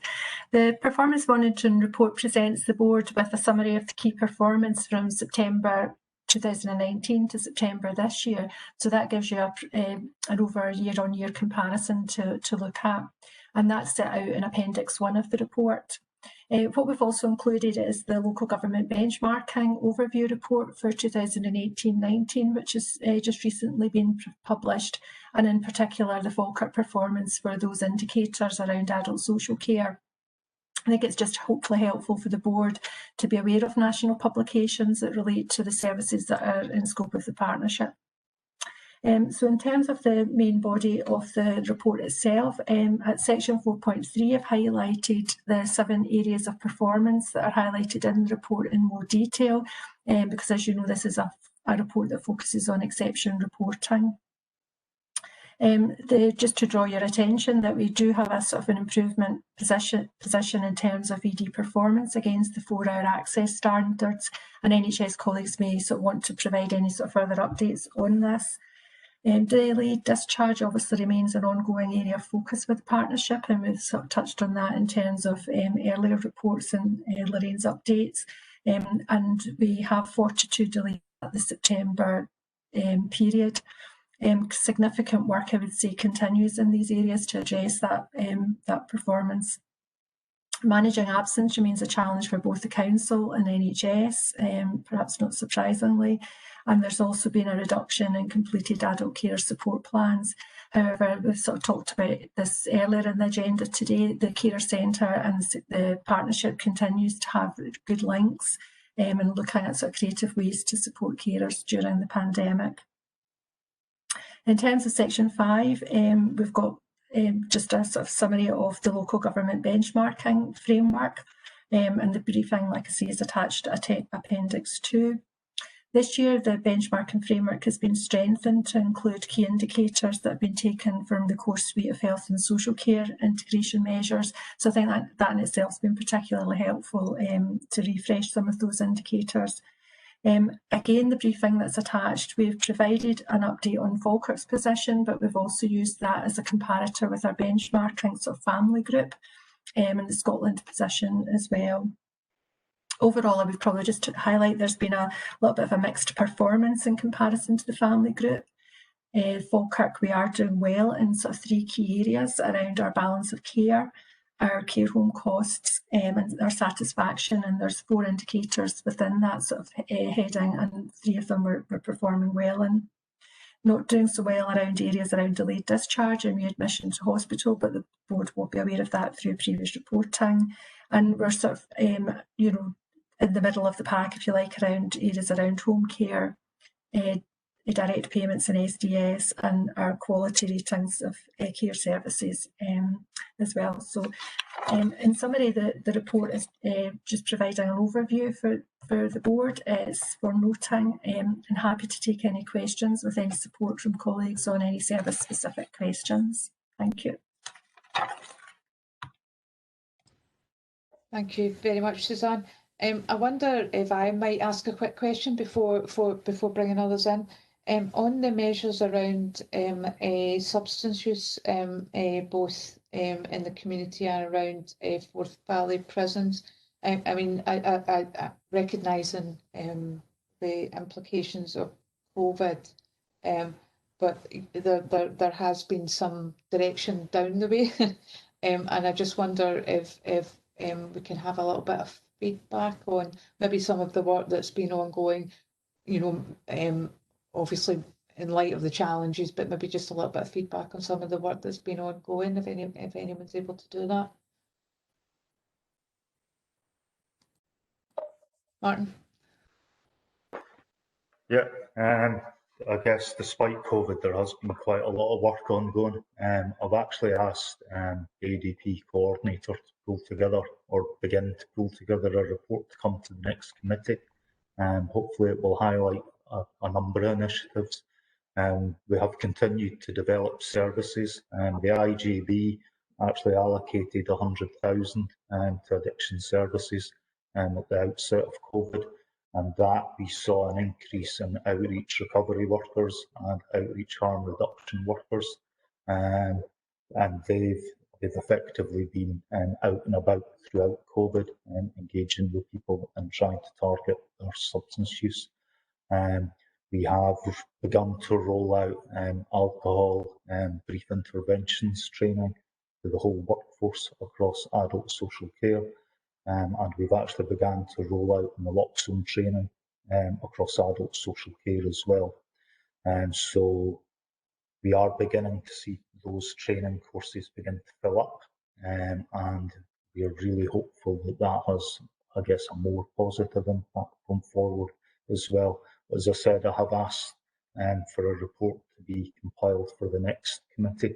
I also think it's probably helpful at that stage to really update on the progress over the last 12 months, because you'll be aware it has been 12 months since the IGB took over, I guess, oversight of the Alcohol and Drugs Partnership.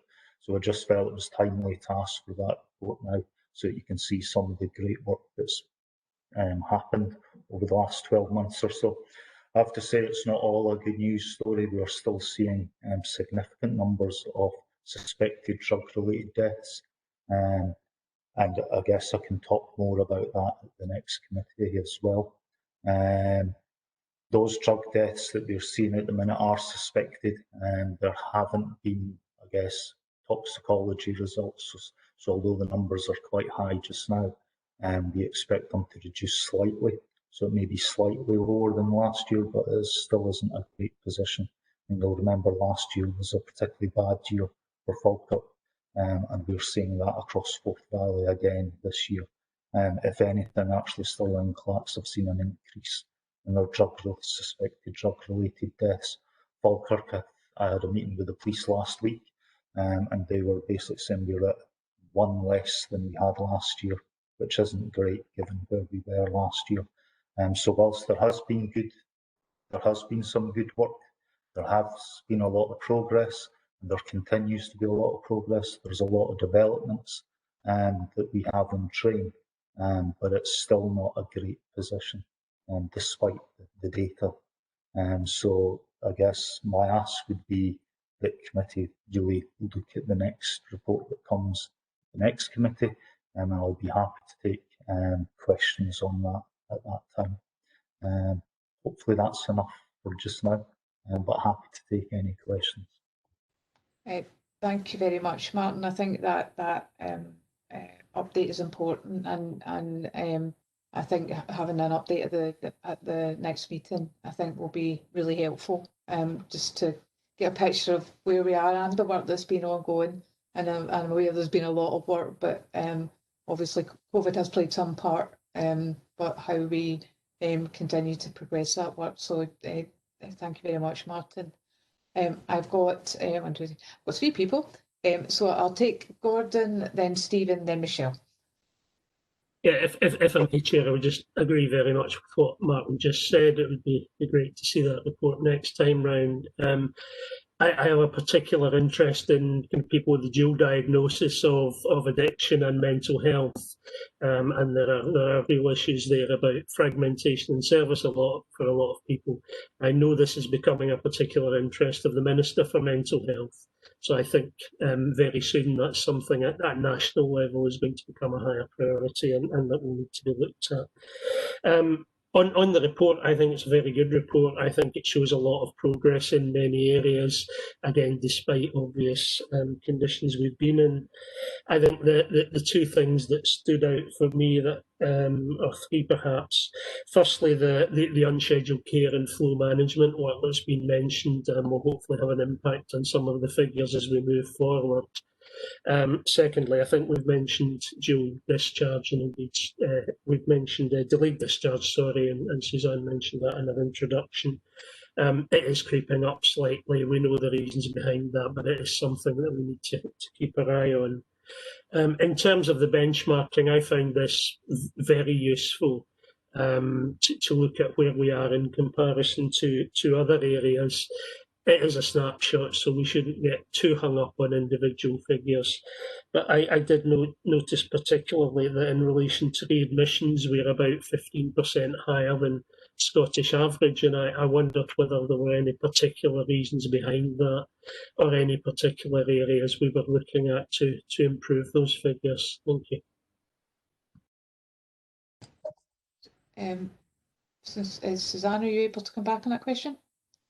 I'm not sure I can answer the detail, but I don't know if Angela is able to answer that around the readmissions.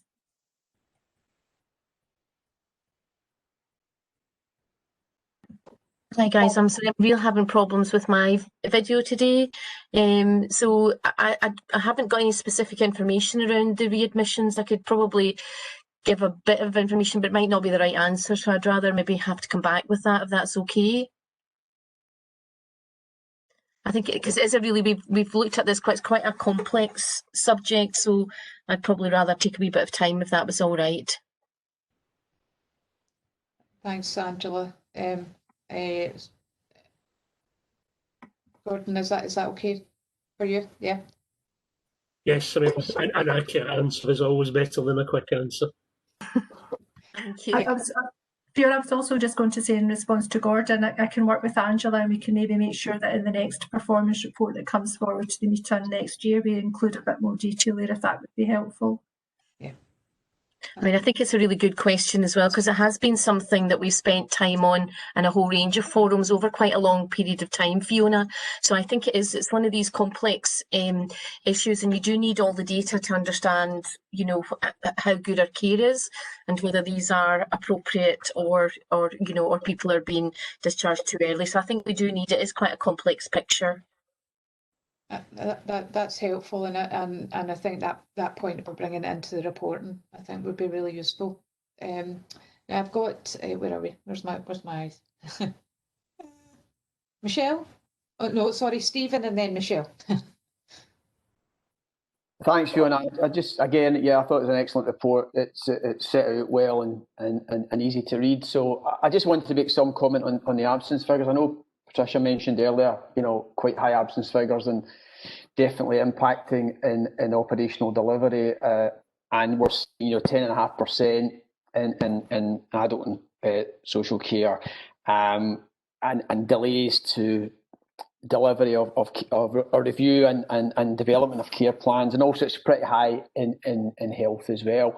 And my instinct is that we bring people into this environment and they're full of empathy and they want to do the job. I'm not sure that we support them as well as we should. And I know there's a lot of work in health, and I understand the kind of dialogue behind some of the figures for the health board, but less so within social work and adult services. So I think going forward, is it possible potentially to have a bit of a drill down into areas where we're seeing high absence, and then look at what type of support we can offer staff, particularly at what is a really demanding time?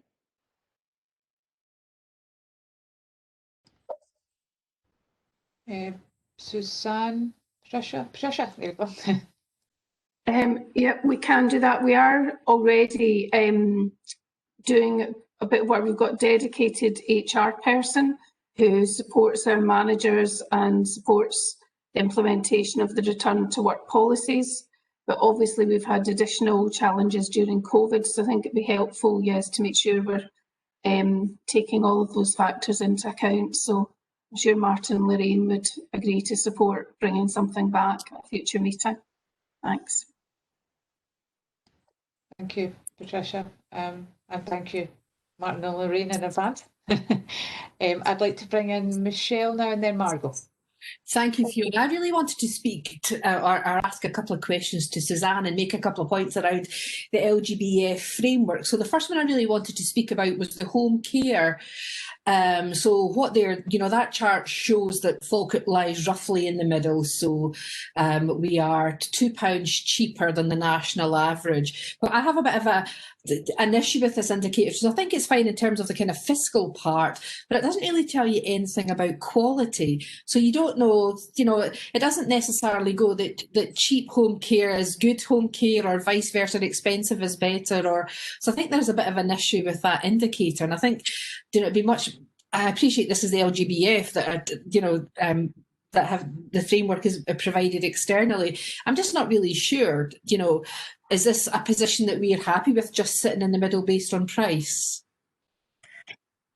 Thanks, Michelle. I think that's a helpful question, actually, because I think there are some issues with the local government benchmarking framework in terms of how the indicators are developed and reported as well. And I think we do note in that report that we would urge caution in considering the indicator in our comparison around that, because we do know that that's probably one of the ones that is calculated in very different ways across the sector. So I think it is nationally reported, so we're telling you that's where it's coming out at. But I guess, like I say, we're also saying to you a little bit of caution in how you would interpret that, because absolutely I think it's how we look at the quality of the care that we're receiving, that it's delivering good outcomes for people, that it's person-centred and it's focused. And I think we would do that through our local arrangements in terms of the framework and monitoring the framework, and also the Care Inspectorate in terms of their role around regulation of those services as well. Thank you for raising that. Okay, thanks. I've got another one which is kind of... Sorry, Michelle, sorry to interrupt. I think Patricia wanted to come in on that, did you? No, she didn't. Apologies. Sorry, no, I don't want to interrupt Michelle, but it was just to remind members of the board that the report that you see in front of you is for 18-19, so it doesn't reflect any improvement since then as well. It's just in terms of context. Sorry, Michelle, I didn't mean to interrupt you. No, that's absolutely fine. Thanks for that. My other one is, I guess, along the same lines. I've got a question there as well, which is around, it's figure 4, SW6, which is the rate of admission to hospital within 21 days per 1,000 discharge. So Falkirk sits quite high there. But, I'm not really, for me, I think, this is anyone. So I could have been discharged from hospital because I had my tonsils out, but ended up back in because I fell off a curb and broke a leg. So would that still be counted as opposed to me ending back up in hospital because I had an issue with my tonsils or my lack of tonsils? I think yes, but I think this goes to the point that Angela was making earlier on. There's a lot of complexity in the way that these indicators are collected and what it counts. And sometimes we've also looked at indicators locally around sort of similar reasons for readmission. So you don't have that, situation where you go in with completely different issues that are unrelated. But I think that could form part of the discussion of the paper coming back and sort of trying to tease all of those issues out as well. Yeah, thanks. Because I think that would be far more helpful, and it would tell us much more about, the discharge process and the quality of that, rather than... Yeah. Now, the chances are the majority of these people have ended up back in hospital because of complications, but we simply don't know how many. Absolutely. Yeah, and that was my point, Michelle. So sorry, none of my technology seems to work. That's my point, Michelle. It is a really complex thing, and what we want to do is drill down to the data because but there may be things in there. Perhaps people are being discharged, or their support or their aftercare isn't good enough, or there is the bit for me, and it comes in patient experience questionnaires all the time, is that what people know what to do should things change after they're discharged from hospital. And I think that both in terms of their health outcome and in terms of their confidence to be cared for and supported in the community or in other settings is fundamental. So it's a really complex thing. And to be fair, Forth Valley's data has from a national perspective as a whole has bobbed up and down lines. So we've had several really deep look backs and look into this. We've also tried to develop things that are much more prospective too, to try and make sure that people's pathways are right. And also if people need to come back, and they absolutely do, just as you said, but it is a really complex thing. And that's why I think if I work with Suzanne and other colleagues, and we can maybe give the board some more information that they might seek assurance. That would be helpful. Yeah, I concur. That would be very helpful, and I think your point about people knowing what to do if things are going wrong after discharge, and I think there's potentially a role around the carer centre with that, and I know that the carer centre are very well linked in with the with Forth Valley. So absolutely. I think, Chair, I think also it really supports our shift towards people being empowered to decide what level of care around realistic medicine and other things too. But it also doesn't prohibit people who need a fast track straight in if something else has happened or things change. I think that's the only way we build confidence for individuals, support networks, as well as people dealing with loved ones at home. So we really just want to know what to do and be given choices. And I think most people, it supports all the things we're doing, would rather stay at home with appropriate advice rather than coming back into a system. But if they're coming back into a system, we need to be able to get them back to the level of care they need really quickly, and it doesn't become another hospital long stay. So it's so fundamental. Thank you very much, Angela. And Michelle, don't fall off a curb and break your ankle, please. I'm going to bring in Margot and then Kenneth. Right, it may not be an appropriate question at this stage, and I'm quite willing to revisit this with later examples in the later reports this morning. But looking at 4 and the sort of key performance issues, and at 5, the framework, I feel there's a sort of gap in here for mental health, particularly Alzheimer sufferers and their unpaid carers.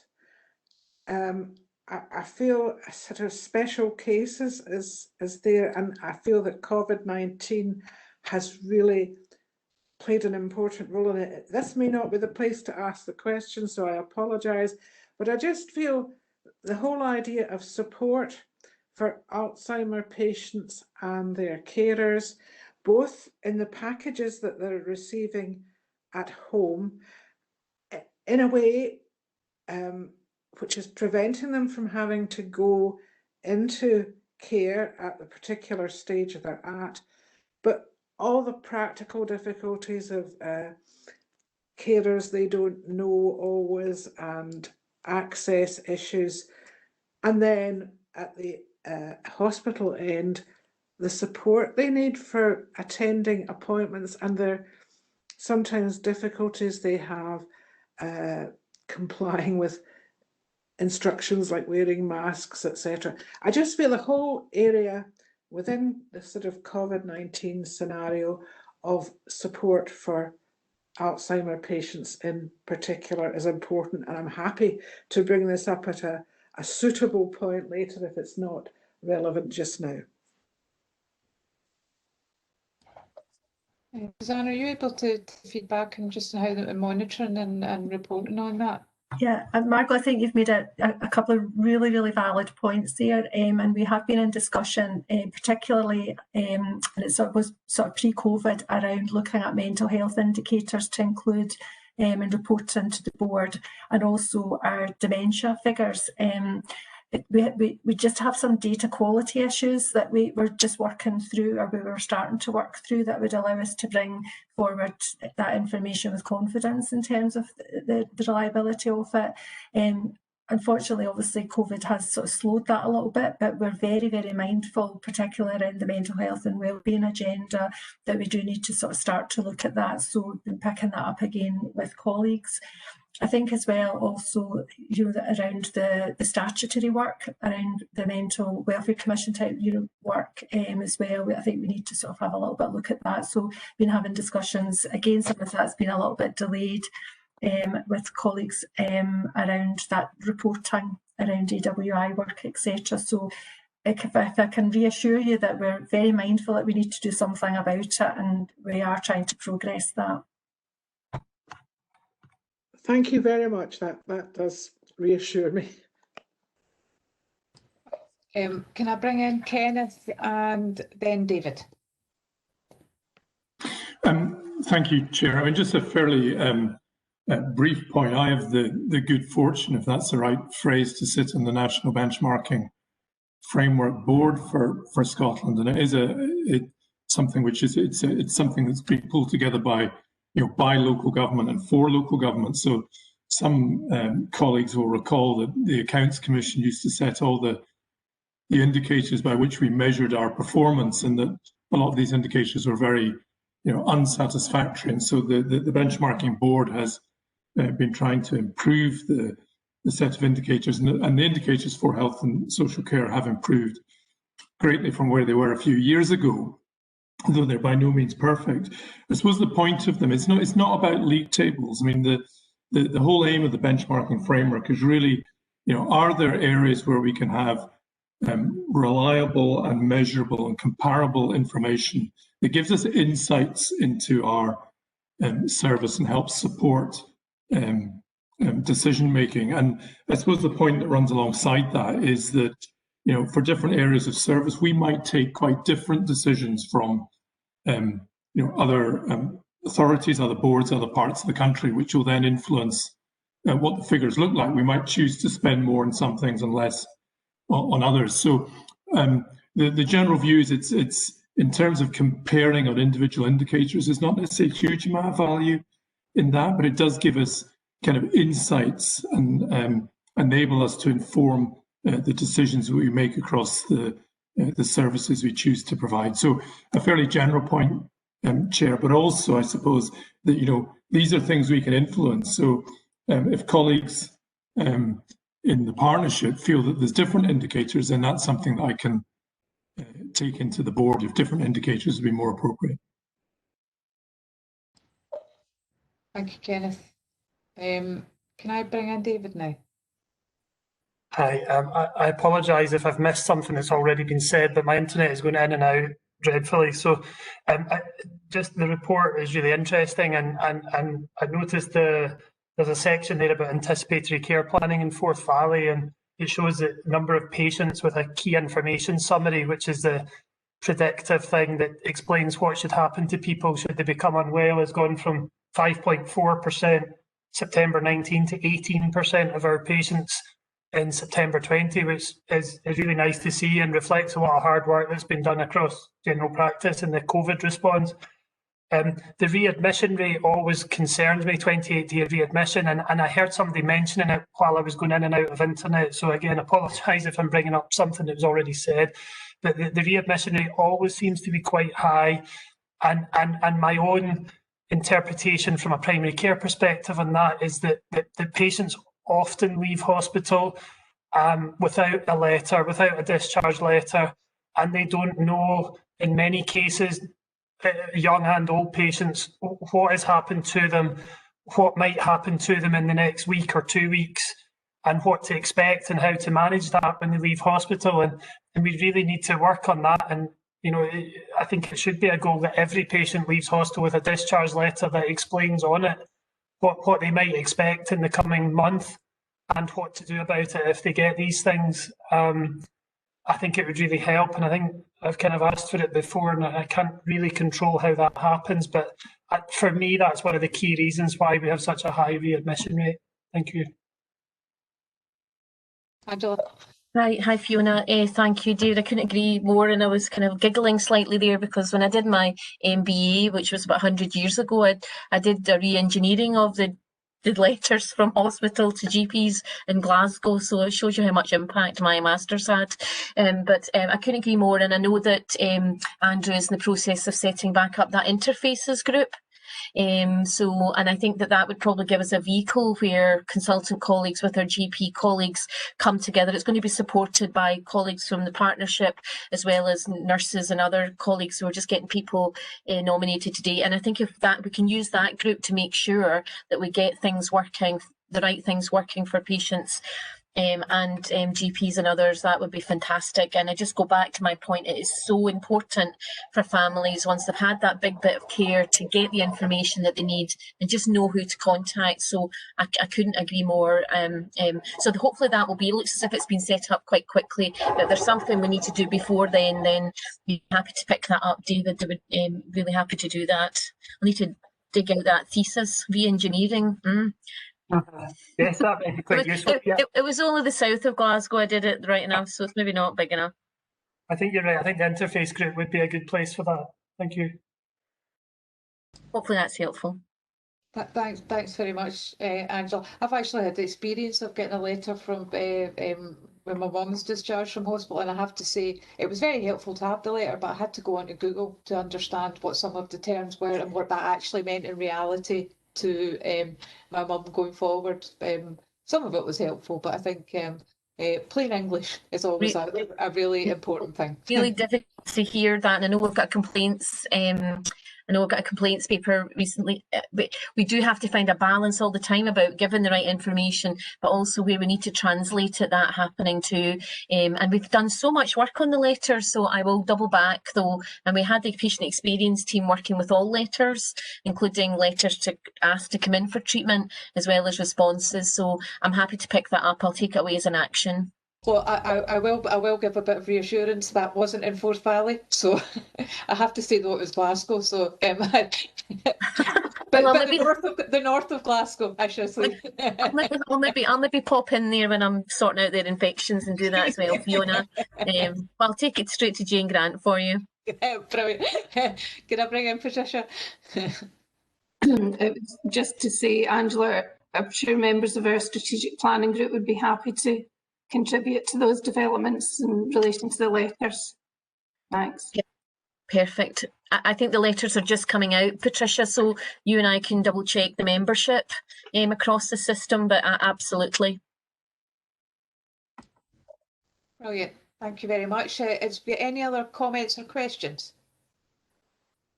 In that case, thank you very much, Suzanne, for the report, and I shall move forward to the annual performance report, which I believe is here again. Yeah, I think I'm going on a run with Gillian this morning. Thank you. The report presents the annual performance report, and that's covering the period 2019-20, and it outlines how we're working towards delivering on the strategic plan and the national health and wellbeing outcomes. You'll be aware that there was an agreed delay in publishing the report. It's usually due to be reported by the end of July each year, and that was delayed due to the pandemic and our resources being redeployed to our response to that. The board also received a draft prior to the publication of the report, and thanks for the many comments that I received on this. Taking into account those comments, the report was published slightly later than we had originally hoped, and it was published by the end of October. Just to note that the report doesn't specifically cover the period of the pandemic. This will be reflected more fully in next year's performance report, and that's just because of the sort of timing of the report itself in the period it's due to report on. But the board and the Clinical Care Governance Committee have received regular reports on areas such as the remobilisation plan and our care home assurance work in response to the pandemic. So, and the work particularly in community development as well. As I mentioned, the report sets out the progress against the strategic plan and health and wellbeing outcomes. Page 7 of the report illustrates the linkages between those, and you'll be familiar with that because we developed that sort of visual mapping out for the strategic plan. There were many contributors to the report, and particularly over the pandemic period, and colleagues are thanked for all the examples of the achievements and work that are set out in the report itself. We've also used local indicators throughout the report to demonstrate our performance. We'll need to update the board at a later time on performance against the national indicators. These have been delayed due to the pandemic, and we'll do that when it's available. So indicators 1 to 9, the board will be aware, come from the Health and Care Experience Survey. That publication has just come out, but the indicators themselves for partnerships hasn't been available. And at section 4.7 and 4.8, we set out the position with indicators 11 to 20. And just to note that again, although that we've put some indicative information in, we should take caution around that because it is estimates only at this stage, and that was on the advice of ISD. But like I say, we'll update the board when those indicators are sort of finally available to publish. So in conclusion, the report provides an opportunity for us to reflect on the varied activities and improvements that we've achieved as a partnership over the year. We've also got a sort of next steps forward, which has been very much reflective of the remobilisation plan and the work we need to do. And the board's asked to note the report, and happy to take any comments or questions. And again, just maybe colleagues can, if there's any specific service areas that can come in on. Thank you. That's great. Thanks very much, Susanna. I think probably just want to emphasise again it's an excellent report, and I know a huge piece of work, so thank you very much. I'm going to see if there's any comments or questions. Just having a look. No comments or questions likely today, but again, I just want to say it really is an excellent report, and it's been set out in a way that's really helpful for reading and interpreting. So thank you very much. With that, we can just note the report, and I'll move on to the revised model complaints handling, and I believe that's you again, Suzanne. Yeah, you can see I've had a fun time. So the report presents an updated IJB complaints handling procedure for your approval. And this is just a technical issue. It's in response to a requirement that was set out by the SPSO to bring our complaints handling procedure in line with the local government and associated, the Scottish Government, Scottish Parliament and associated public authorities in Scotland template. If approved by the board today, it will be implemented early next week in terms of just getting that uploaded onto the website, etc. So the template that we've used very much follows the model complaint handling procedure, and that's issued by the SPSO, and we've adapted that for local use. The highlighted sections of the in Appendix 1 are to show where we've made those local changes, and we'll embed links into the sort of various documents into that. So that's the work that we'll do pending on the basis of approval. So in updating the complaints handling procedure, I made contact with the SPSO, which was very helpful. And although it wasn't required at this time, they have issued an assessment of compliance, and that's attached to Appendix 2 for your information and assurance that the procedure's in line with their expectations. Complaints performance will continue to be reported to the board, and we do that in 2 ways. We're doing that through the performance monitoring report, and we've also considered that in more detail through the Clinical Care Governance Committee meetings with a specific report around complaints. And we'll do some further work when the SPSO publish their updated set of complaints performance indicators. That was delayed again due to the pandemic, but we're anticipating that will come out quite shortly. So in conclusion, the board's asked to approve the complaints handling procedure, and this will ensure compliance with our SPSO requirements. Happy to take any questions. Thank you very much, Suzanne. I'd like to open it up to questions or comments. Just having a look across my screen. And there doesn't seem to be any. So are we happy to approve the draft complaints handling? Complaints handling procedure. Try and get my words out today. Everyone happy with that? Agreed. Agreed, right. So we're moving on to the programme of meetings. Last one. There's not so many tongue ties, I hope, with this one. So the report sets out a proposed programme of meetings for the board for 2021. We're following the same pattern of Friday mornings, held remotely for the foreseeable future, and obviously we'll look at that as the year progresses. The draft forward planner is also attached to Appendix 1 for your consideration. We do know that will be subject to change to reflect emerging priorities and issues, and I know from the discussions we've already picked up some additional reports that we'll add to that for the next meeting. Clinical care governance and audit committees are still to finalise their dates, so their meetings are in the next couple of weeks, but the programme of meetings is set out pending that approval at Appendix 2, so that board has an oversight of all the board meetings and board development sessions that are scheduled for 2021. So in conclusion, it's just to ask you to consider and agree the proposed timetable presented. Thank you. Thank you very much. I know it's quite complicated to try and get everything in and line up all the timescales for reports coming in as well. So thank you very much for that. Is there any comments or questions around that? Yeah, could I come in quickly? Sorry. Of course. I think that clinical on the IGB board development day on the 5th of February, I think we've got clinical governance at the same time in the health board.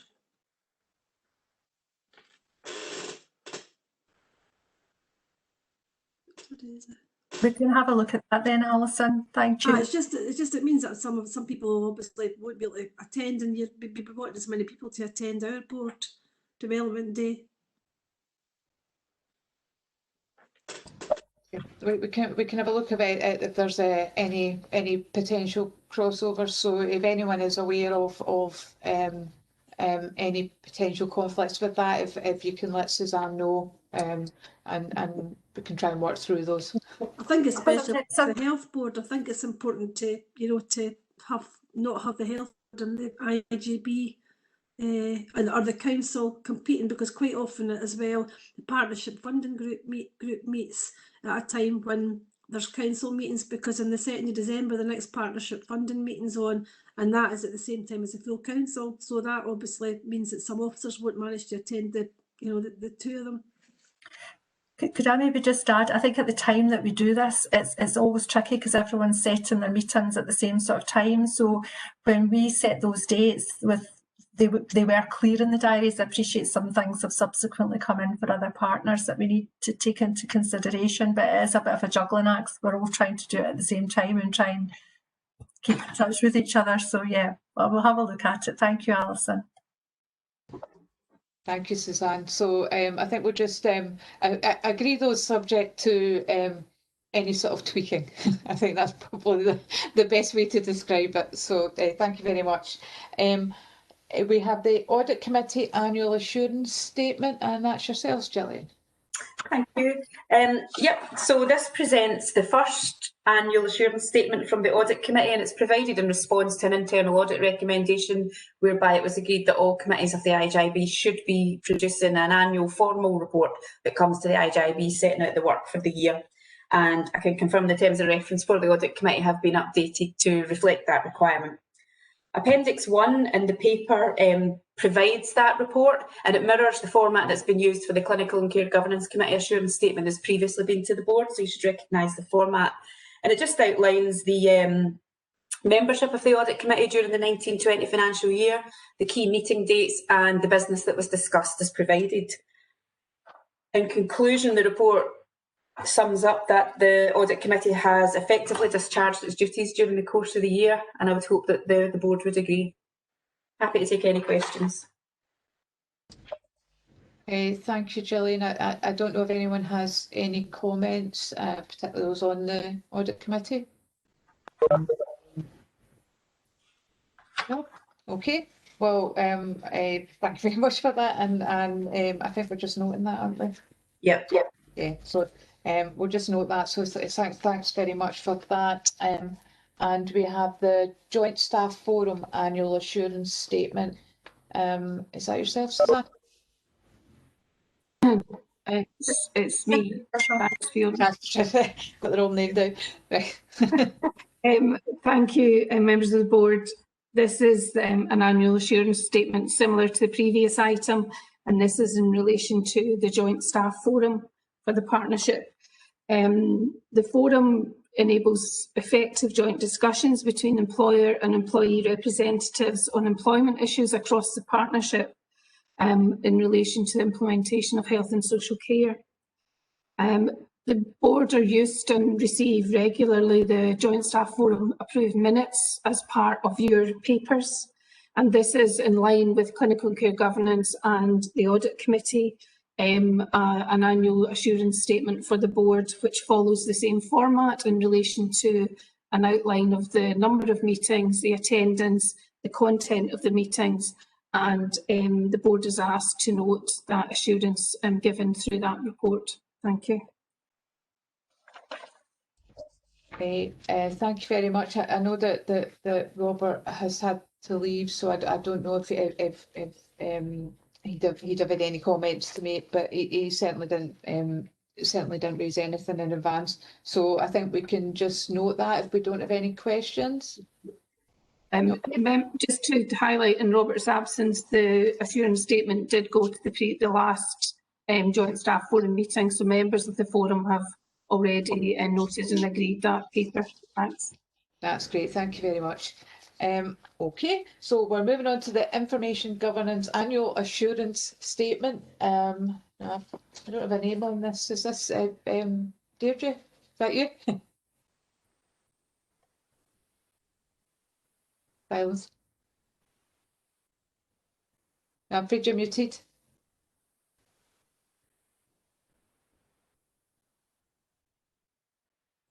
I'm not sure we're getting any volume through.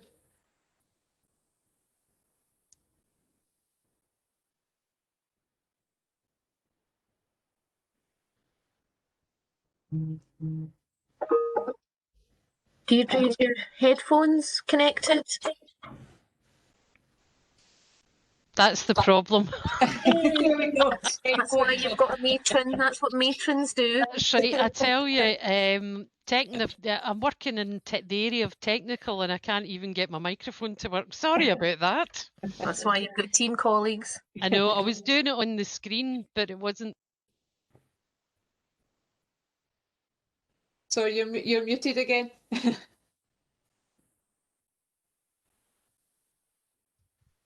Well, can you hear me? That's you. Right, 2 buttons.